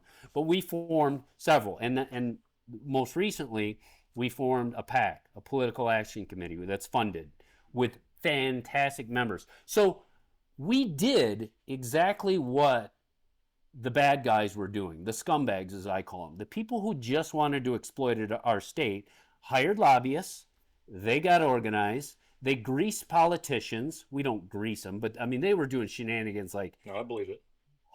We know how politics work. But I just said, hey guys, so people would say money in politics is bad. Sure, it creates a lot of problems, and money in anything creates a lot of problems. But we just reversed it and said, we're going to use money, but we're not going to do it to exploit the resource, to ruin it, do things for our selfish interests. We're going to use money, the political influence, lobbyists, organizations, to defend the resource, to bring conservation into the forefront, and not let us be trampled on by all the people that want to exploit our fragile little resources being ruined. And we joined up. We got organized. And it was not as complicated as what people think. It was actually, when I think back, I'm like, this is actually quite simple. It just organically worked itself out. But now we've done the model so other states can replicate it very easily, as a matter of fact. Now we just put people like, there's the Iowa Sportsman's Club. So, somebody from Missouri will say, hey, I'm concerned about my state. And I'll just put them in contact with the person that organized it. And he can just be like, I'll speed this up for you and tell you all the mistakes we made, the good things we did, the bad things we did, how we raised the money. We want to start a PAC. We want to organize this. We have the recipe now. And it's not like this is unique to Iowa. This can be duplicated in other states. Now, if you were to go to like a state like Illinois, it's just the scales are different because you're like, hey, the dirtbags, how much does it cost to buy a politician in Iowa? And say I could magically come up with a figure to grease them, to own them. Well, you go, how much is it to buy a politician in Illinois? It's a lot more expensive. They're way more corrupt. Yeah. They're like, hey, I can be bought, bud, but 50 grand, that's not going to buy me. I need $1 million. That's like the worst of the worst, right? Sure. So the scale is different, but you still could do it. A state like Illinois could do it. They just have to increase the scale and play at the same level as the scumbags. There's three things that I think are really key to take away from the things that you've had to say here, Skip. And number one is you continued to highlight the fact that there was multiple, I think you said 40 bad pieces of legislation that came through. Well, right out of the gate, Michigan hunters are dead right there. because the Michigan hunter attitude has been, oh, Jordan, politics, man. I hate politics. I don't like I don't like to get into all that. Man, I'm just a good old boy. I like to hunt and fish and just mind my, I don't do politics. Well, Politics does you, man. well, my message has been, Skip, you better start, because you got two choices. You're speaking up or you're being spoken for. There's no third option. If your ass isn't in the seat, if your voice isn't on the mic, someone else, in your case it was Farm Bureau, someone else is in your legislator's ear. Someone else is getting legislation crafted. Someone else is getting regulations passed. And if the Michigan hunter continues to sit on the sideline and opine that, well, politics is bad and I don't want to play, nothing will ever change, because you have to be tracking the legislation, you have to be engaged and be able to identify the threats. Like, that's square one. That is exactly what the groups in Iowa, the nefarious scumbags that have ruined it, that's their exact desire, that you don't get into politics. You're right. It's a messy game. It's a nasty place. Don't get involved. That's what they want. It's just like the devil's greatest secret is convincing people that he doesn't exist. Right? 100%. It's the same thing. It's exactly what these groups want. Don't get into politics. We'll take care of it for you Yeah. as we line our pocket. Yes. Yeah. Yes. So these point number people 2. have to get off that mindset. Point number 2 that I thought was really important, and it's again something that, it's a chord between us, Skip. I agree with you. Is the organizational part. Well, that happened. Why? There was a unifier. There was a moment of truth. There was a holy shit moment for Iowa. And sportsmen hit a wall and they're like, no, we're done. This is our red line. Michigan sportsmen, I'm going to take heat for this, they haven't suffered enough, apparently. They haven't hit the wall. And I know that's unfathomable, right? Because from Iowa, you're looking at Michigan going, dude, you're living the trials and tribulations of the deer world in Michigan. Like, how much more suffering do you guys need? But for whatever reason, Michigan hunters still haven't hit that wall where they're willing to put all their petty bullshit aside and say, Brad or Jordan or Bob or John or whoever, I don't care. Man, we got to do something, because this is going sideways. And if we don't step up, we're in deep trouble. We still haven't hit that point. It will just take 5% of people who do care, that are willing to do something, or 2%. Because the reality is, even in Iowa, we have the same dynamic. When we advocate for things, we probably are the more serious hunters. We have a conservation mindset. And I have no problem with these people. I'm not knocking them whatsoever. But we have the fair weather hunter that if they have access to land and there's deer there, they're good. Now, there's places where that doesn't happen anymore, too. Like, even the fair weather guy is going, man, I just wanted to show up for 3 days just to shoot something. And 1, I don't have anywhere to go anymore.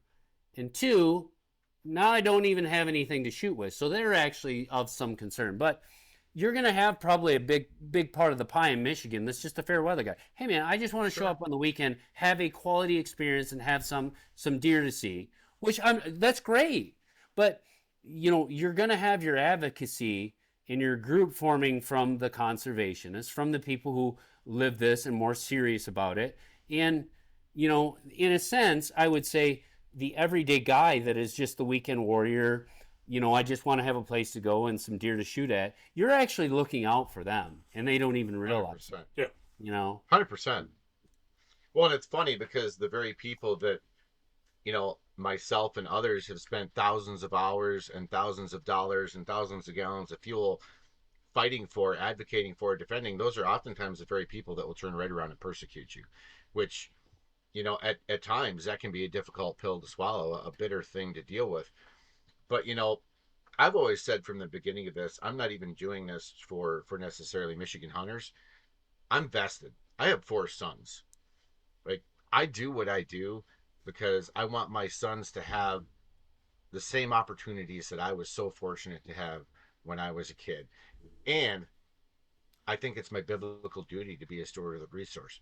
But getting off of that, there was 3 points, Skip, and the first one was the legislative engagement, following the bills, tracking the politics. The second one was that that come to Jesus moment.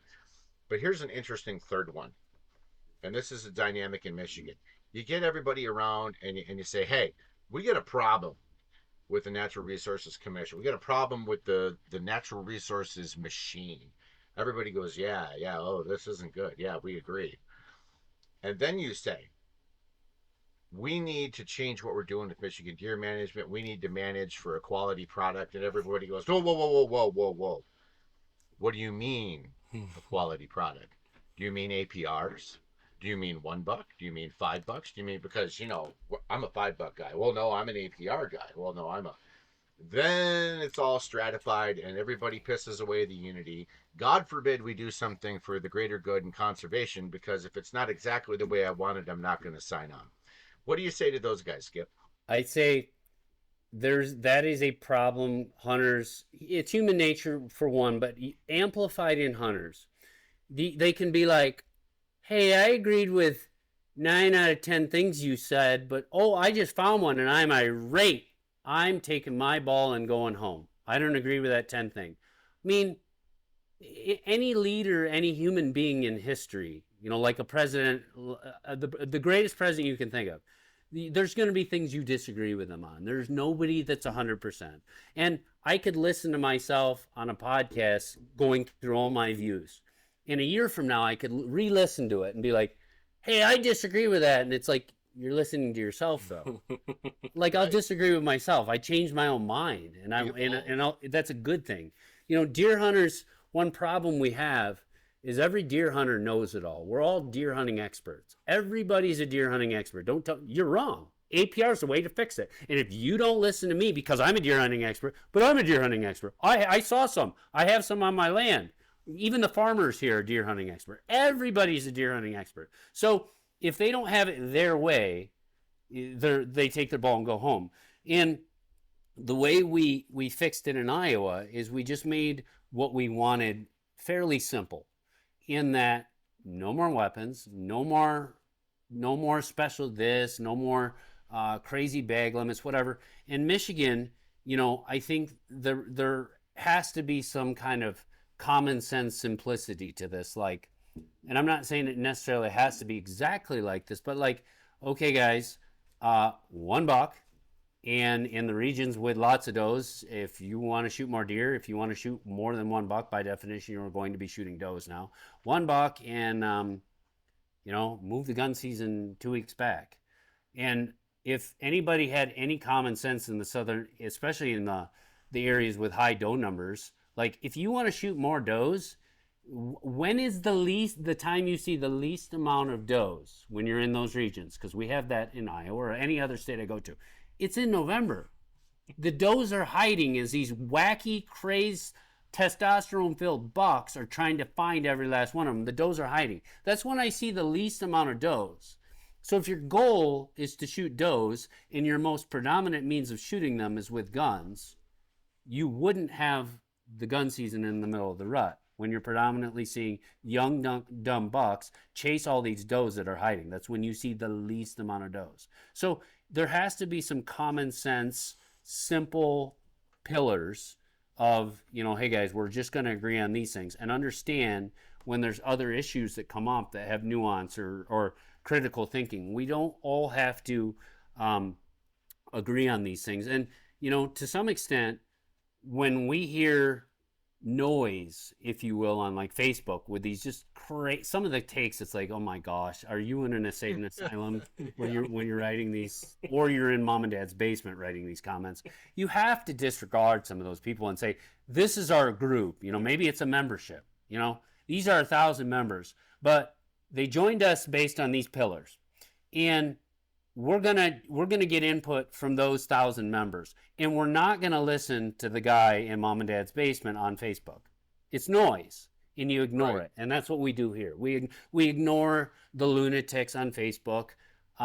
If you want to have a mature conversation, debate about it, become a member then, and actually show up. Don't just make Facebook comments. And you know, our choices were started with common goals that were fairly simple around what we want for Iowa's future, and we all agreed on what was ruining it. and we align there. Um, and the organization makes its decisions now, and there's leadership that guides it. But and if we ruffle a few feathers along the way, find me a political process or a reform of anything in government in history that doesn't have people who get bent out of shape. Sure. Well, I'm going to address that real quick, because I think there's kind of a bullshit shield that hunters in Michigan break out all the time. They'll say, well, we can't have this arguing and this fighting between hunters. Oh my gosh, because the antis are going to kill us. We have to have unity, brothers. And it's almost like this moral trump card. Anytime there's a hard conversation that's happening, the old heads want to shut it down with, "Oh, we can't do that because we can't." It's such garbage, because they're completely misdirected in that argument. The thing that is dividing hunters is when you ruin the resource, when you degrade the experience, when you don't have access to quality land anymore, you don't have things to hunt. It's not sustainable, and it's getting worse. When you degrade the resource, that is what divides hunters the most. What unites hunters the most, and it's when you can collectively say, we have a resource that is well managed, it's respected, it's of quality. Oh, quality. You have a quality resource, and it gives a quality experience to the average hunter, the average dude who's not a millionaire, that can't lock up land, that just wants to go out to public land and have a quality experience. When you have a quality experience across a broad landscape, that is the number one thing to unite hunters. And the number one thing to do that is good regulations that result in a quality resource. So if you guys want to stop the fighting and the disunity, then fix the resource. That is what will unite people. And that's also when you have a good quality resource, due to good quality regulations. That's how you recruit new hunters. You don't recruit new hunters by saying, hey, Johnny, go sit in the woods of the UP, freeze your butt off and see nothing. Yeah. That's how you lose hunters. So that is the poor management and the degraded structure in which Michigan sits is the exact recipe for the disunity amongst hunters. That is what it's dividing us, and it's what's making the hunter numbers go like this there. This. Where Iowa, we're going like this. So create a good managed quality resource, which we shoot over half of our harvest is does. They're just trophies. We shoot more does than bucks here. It's to the point that it's a problem. We shoot too many. And our hunter numbers are doing this. It's quite simple, really. Make a good quality resource, and that will unite hunters. Done through regulations. There you go. Jordan, go ahead, Jordan. Do you have something else you want to add to that? No, you had a question for me that we've had a great rabbit hole around, but you had a question. I wanted to get back to your question. Yeah, I was going to ask you the very same thing I asked Skip, but yours is going to be kind of two-part, or two scenario. If Michigan continues on the trajectory we're at right now, after what I will call the debacle of the 2026 regulation cycle that just was bizarro world, but if we stay on that trajectory, where do you see Michigan hunting in 10 years?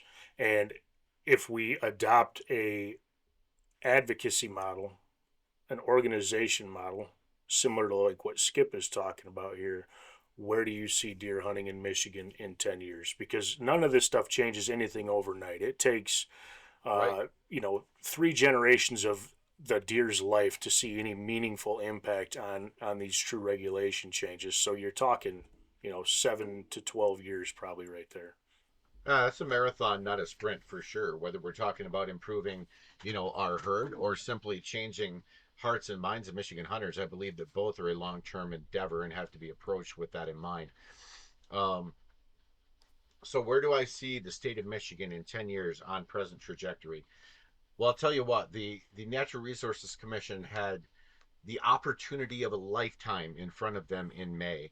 They had tremendous hunter support. They had a grassroots army show up for 3 months straight, the like of which they haven't seen since 1996. They had the Department of Natural Resources supporting one buck. I mean, the stars were aligned. They had a gift-wrapped, common sense, streamlined, statewide solution on their desk in May. And they just couldn't pull the trigger.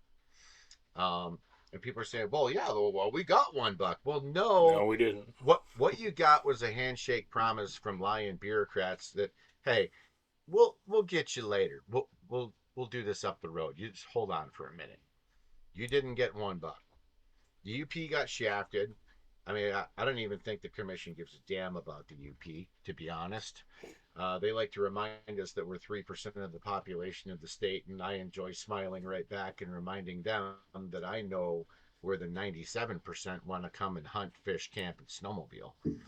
Um, but they screwed that opportunity. And I told several commissioners, and I talked with some high-ranking DNR staff, and I told them this.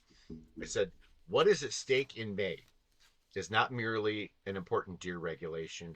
It is literally Michigan's hunting future. Look out into that audience. Look at all the faces that are less than 40 years old. They're 25 to 40 years old.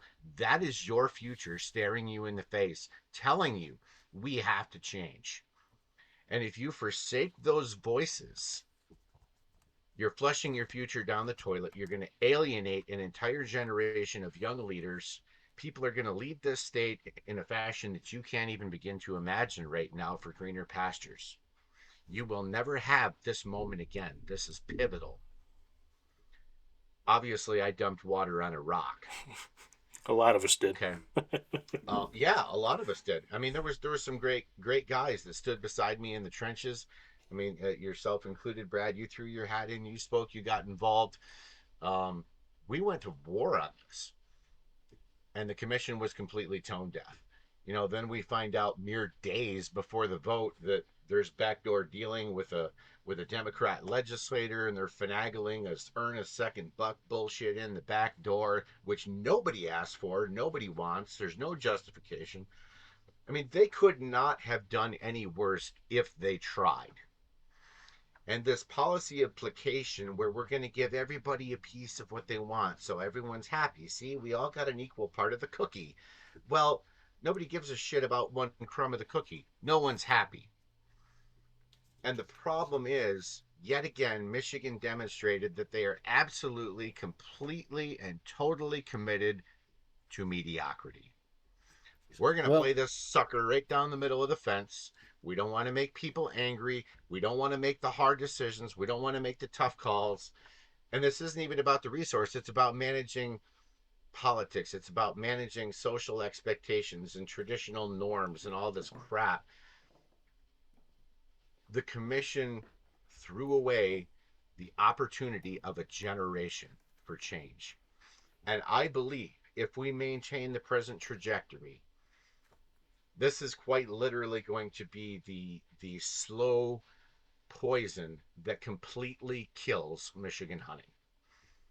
I don't see a way around that if the present trajectory continues, because the commission made it very clear to all the young leaders coming up, right, that were getting engaged and writing the emails and showing up to meetings. Hey, sit down and shut up, kid, because your opinion don't matter. We're going to do what we do. We're in charge, not you. That was the message that was sent. So how do you look that 25-year-old guy in the face and say, hey, brother, keep sending those emails, keep going to the meetings because your voice matters? Well, they just told you it doesn't. Pretty plain and clear. Not only did they tell you, they showed that it doesn't. Yeah. Right. Yeah. Right. And, I would add in one of Michigan's biggest problems is a complete lack of trust in the powers that be and in the processes.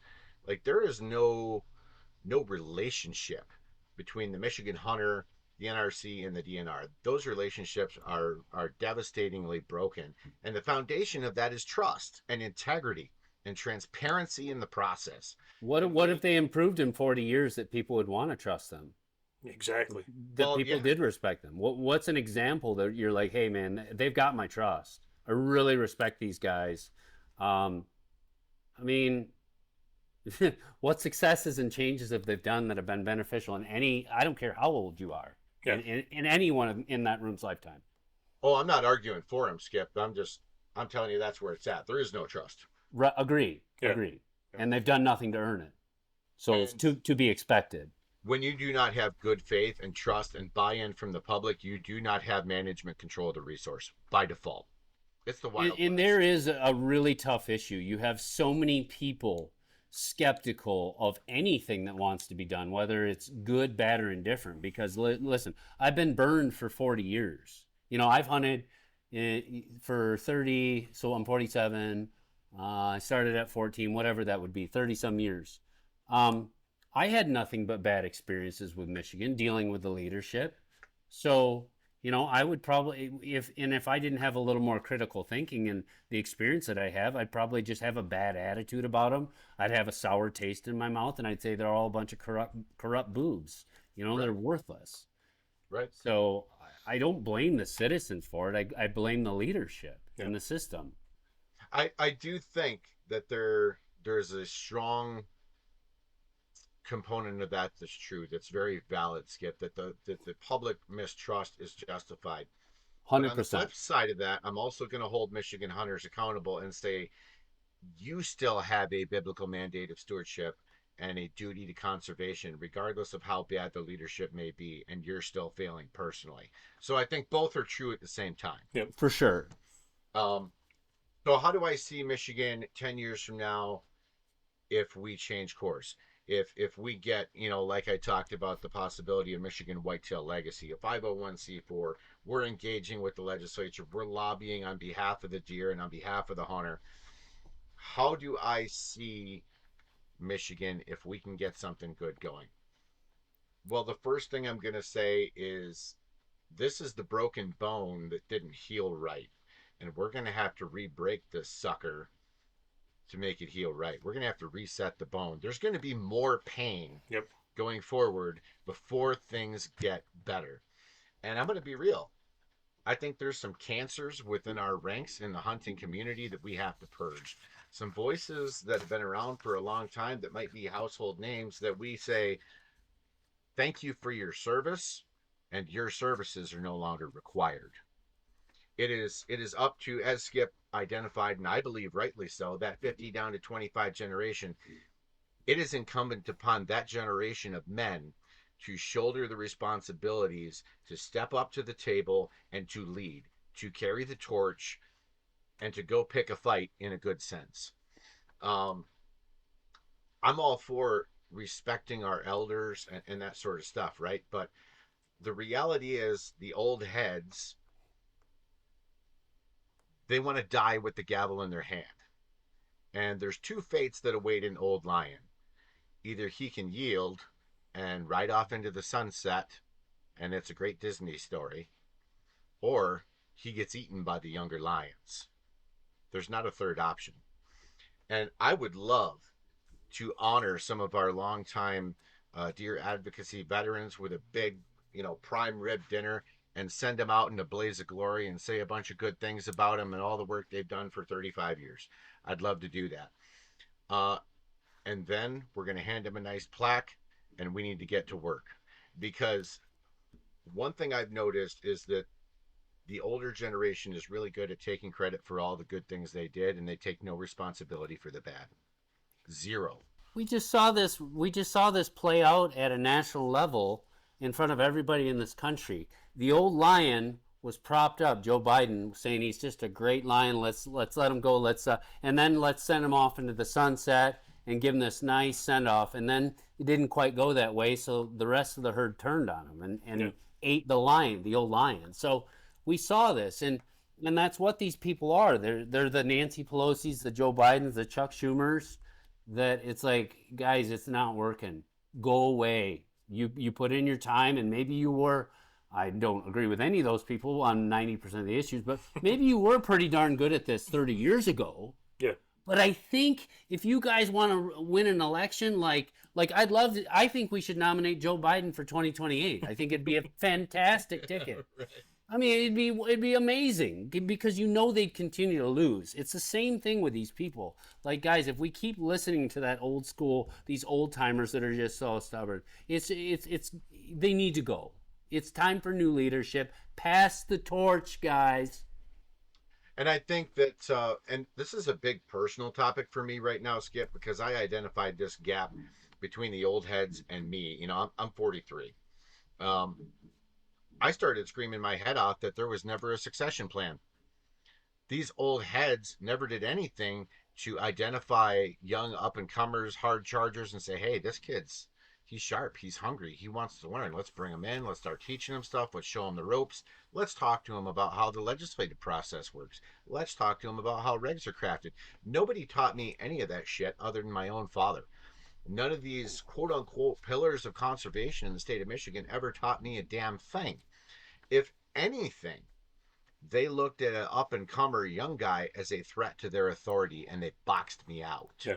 How have these old timer organizations in the outdoor world, like I remember some organization that was, represented the deer hunters or something, the old schoolers that would never change a thing. How are those organizations doing? They're all dying. Look at look at MUCC. What a shock! Yeah. Therefore, had they passed the torch 10 years ago to that next generation and said, guys, people with energy, new ideas that understood the current system, the culture, they probably wouldn't have died, but they had to go out clinging on to the end, and their ship sunk. Yep. Done. Sure. So I think there will be more pain before there's change, before there's a genesis in the state of Michigan. But I'm gonna be real with you, Brad. Even though I've endured some absolutely crushing blows this year in the world of Michigan deer management that nearly brought me to my knees, I'm more resolved than ever that I'm not done. That the good fight still has to be fought, that there's still men that are willing to step up beside me and fight this fight. And we're going to take that fight to the steps of the legislature and bring it to the highest volume. And I believe that if we do that, and we are righteous, we are upright, we are honest, we are truthful, we come with data, we come with facts, and we don't back down, I believe Michigan can and will turn a corner and begin a longer road to recovery. Now, I'm not saying it's going to happen quickly, but I'm saying it's possible. Sure. If we can get good men to shoulder the challenge and step up to the table. You need a big coalition of guys, and I agree with you 100%. And, it's kind of like certain branches of the military that would openly say, like, we don't want everybody. We want the best. Like, 100%. You need people who are like, I'm not going to give up. I'm not giving up. And you have a lot of that in hunters, the guys that are willing to sit 7 days in a row freezing their buck off for just one chance at that one buck, and it might not even happen. They're very resilient and they're persistent. They're wired, and there's guys. So there's a group of these people who have that in them. And is there people out there that are just fair weather and throwing the towel if something doesn't go their way? If it doesn't work out in 6 months, they're out. Sure, and those aren't the people you want. But there's a huge group of people that need to be getting involved with this, that are the people that will see this through, that aren't going to give up, that do care. And what I hear come out from both of your voices, I mean, I've talked to thousands of people that I know are like, you guys need to keep going on this and you'll win, and find more people just like you. I mean, there's thousands of people who have the views that you two do. Thousands. And it's growing. It's growing, and the people counter to that. And I understand there's views counter to this too, but sure, the old timers are phasing out. They're dying off, and the people who have the views like us, we're growing and getting to run the show now. So I asked Dr. Tonkovich. You familiar with him from Ohio? Yeah, I do know who that is. So I serve as chairman of the Upper Peninsula Deer Advisory Team for Michigan, and we were fortunate to have Dr. Tonkovich come in and give a presentation to our group. And I asked him at one point, I said, Mike, undoubtedly you had a cultural shift at some point in the state of Ohio. Like, there was this clash of ideologies, older generation, younger generation. So what did you do with that? How did you, as a wildlife professional, navigate that, knowing that change was necessary, but seeing the social resistances and things like that? And he was kind of quiet for a second, and he smiled. He looks up at the camera. He says, I had to wait for some of them to die.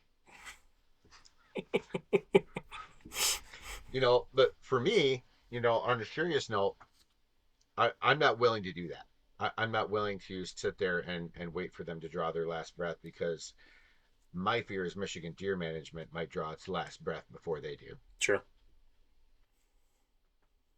No, I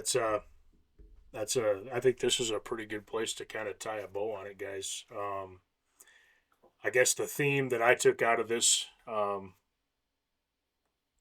when you're talking Michigan, we've got two major issues that we're combating. That is, we've got non-science based regulation, and we've got a cultural shift that needs to happen. And I will say, even though I pretty much have been out of this conversation for the better part of my adult life, being back kind of interjected in it. Thanks a lot, Jordan. I was perfectly happy sitting here just bitching on my podcast to the 20 people that wanted to listen to me. But I'm rejuvenated. When I went to the May NRC meeting, I was blown away with the amount of passionate folks that didn't just come in there and say, I feel like I want this, or because I. It was, the resource needs, the resource deserves, we have a mandate too. Those were the people that really, really inspired me. And there's a lot of them, and I think Skip's right. There's probably more than we know, and I think it's time that we all start finding a way to communicate with one another. And I was that kid at 14 to 18 saying, this is broken. My experience sucks. And there was no voice. There was no one to listen. And I finally got to a point where I'm like, what can I do about it? There's no internet, or, you can't really discuss things as far as like Facebook. And Sure. There was no podcasts. Okay, so we couldn't get this information out. I couldn't make an Instagram post or a call to action. Hey guys, there's a big bill coming up, rally. We couldn't do any of that.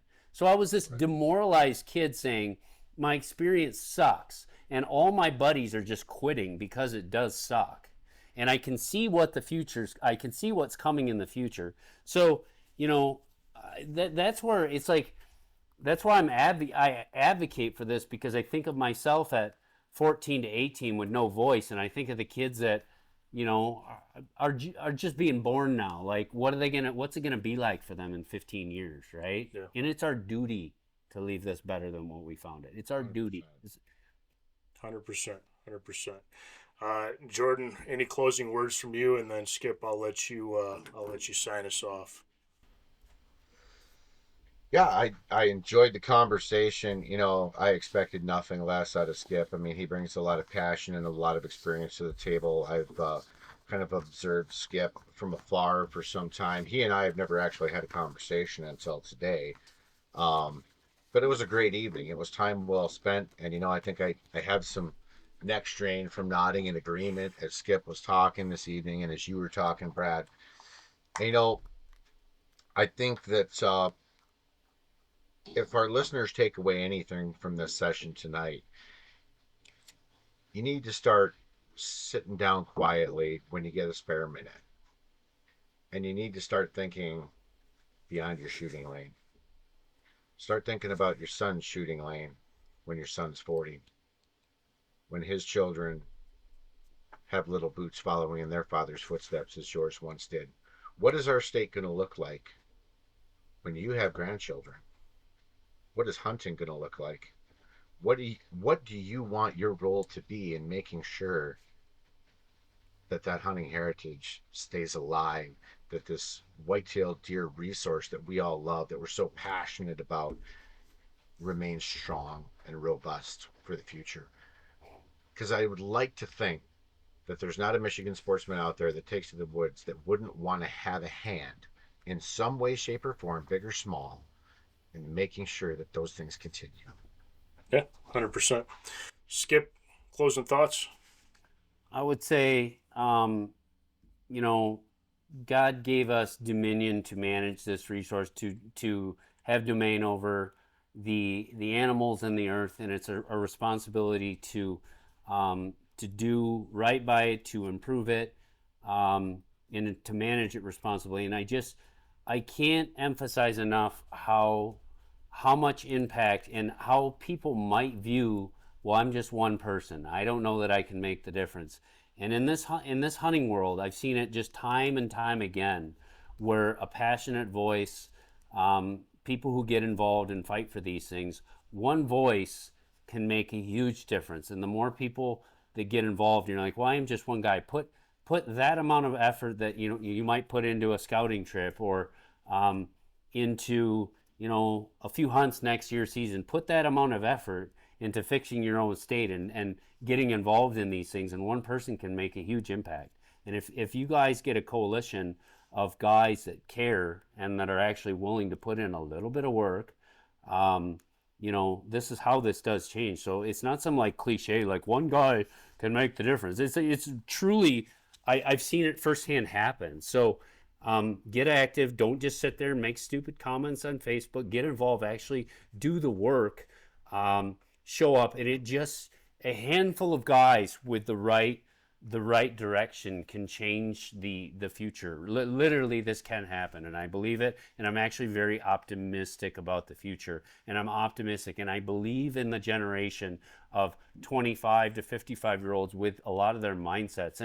And don't buy the last thing I just end with is, don't by any stretch of the imagination think that I expect like everybody's going to agree with every single point I make or every single view I have. I'm going to differ with you on this, and you're going to differ with me on that. We're all going to have differences of opinion, and that's okay. Just be open-minded to hearing it respectfully when somebody does have a different point of view. As long as they're looking for the right thing and to better the future. You might be for this and I might be for that. We're on the same team there.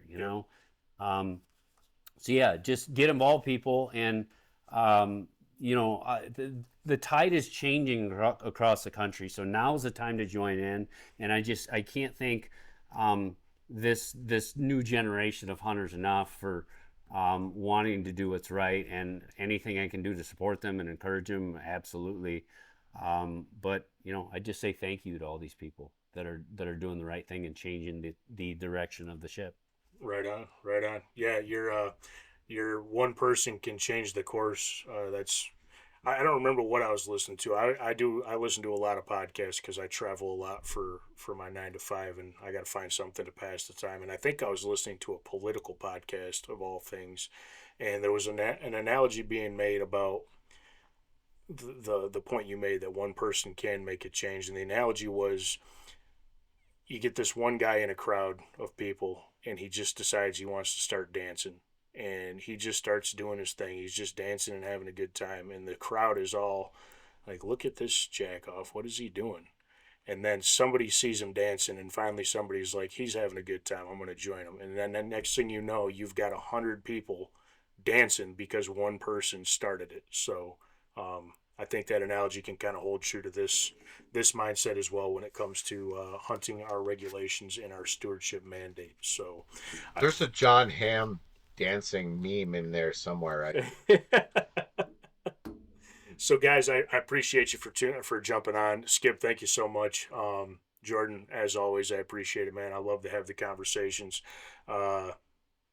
Skip, maybe sometime we can do this again and maybe steer a little bit away from policy and talk a little bit about strategy, because I don't know if you caught it or not, but I had an episode 5-6 episodes ago where I did my ultimate whitetail dream team, and my top 9 guys, or my top 8 guys, you were on the list. So I'd love to have that conversation with you. I was fangirling a little bit when you emailed me back and said you'd do this, because I followed you for a long time. I love your information, and it's helped me become a better hunter. So I appreciate you for tuning in. Yeah, that was maybe the only screw up on your list. I did catch that. But no, I appreciate it. Anytime. Awesome. Anytime. Happy to join you. All right. Appreciate you guys. Thanks so much. Thanks for tuning in, folks. We'll talk to you soon. This is Wild Spirits Outdoors. Take care. Thanks for tuning in to Wild Spirits Outdoors. We appreciate you joining us on this journey. Don't forget to like, follow, and share wherever you get your podcasts. It helps us grow the tribe and keep on chasing the wild. Stay connected with us on Facebook and Instagram at Wild Spirits Outdoors, and also on YouTube at Wild Spirits Pod. You can also head over to www.wildspiritsoutdoors.com for more content. Until next time, Chase the wild. Feel the spirit.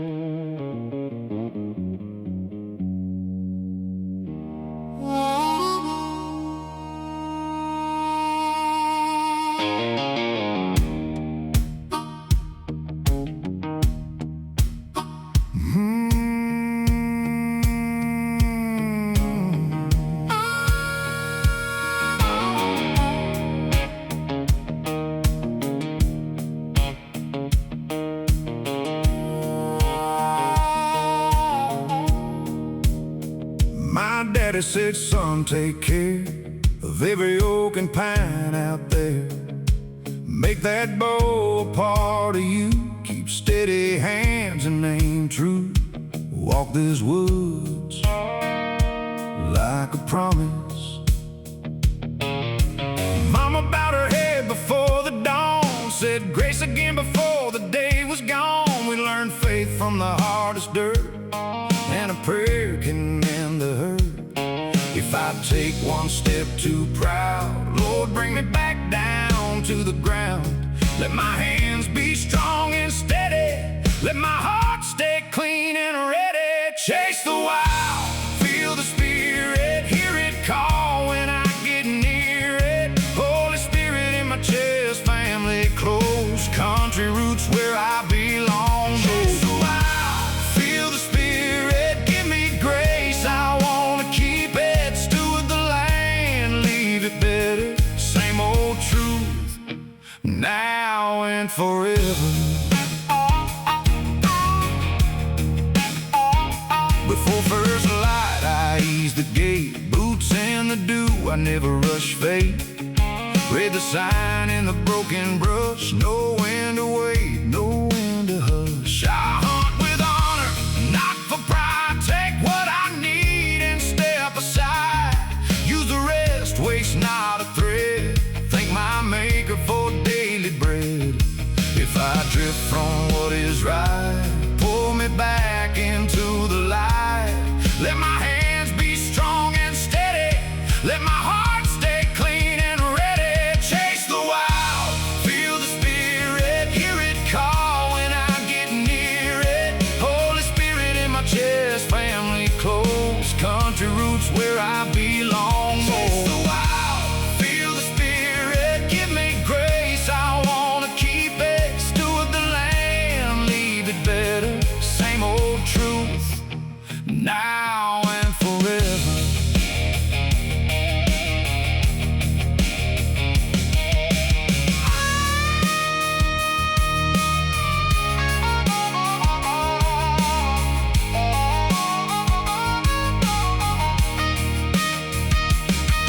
When the seasons turn and my time grows thin, still I know who brought me in.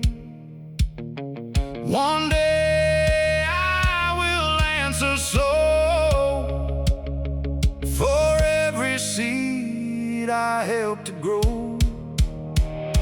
Chase the wild, feel the spirit, hear it call when I get near it. Holy Spirit in my chest, family close, country roots where I belong. Chase the wild, feel the spirit, give me grace, I wanna keep it. Steward the land, leave it better. Same old truth, now and forever.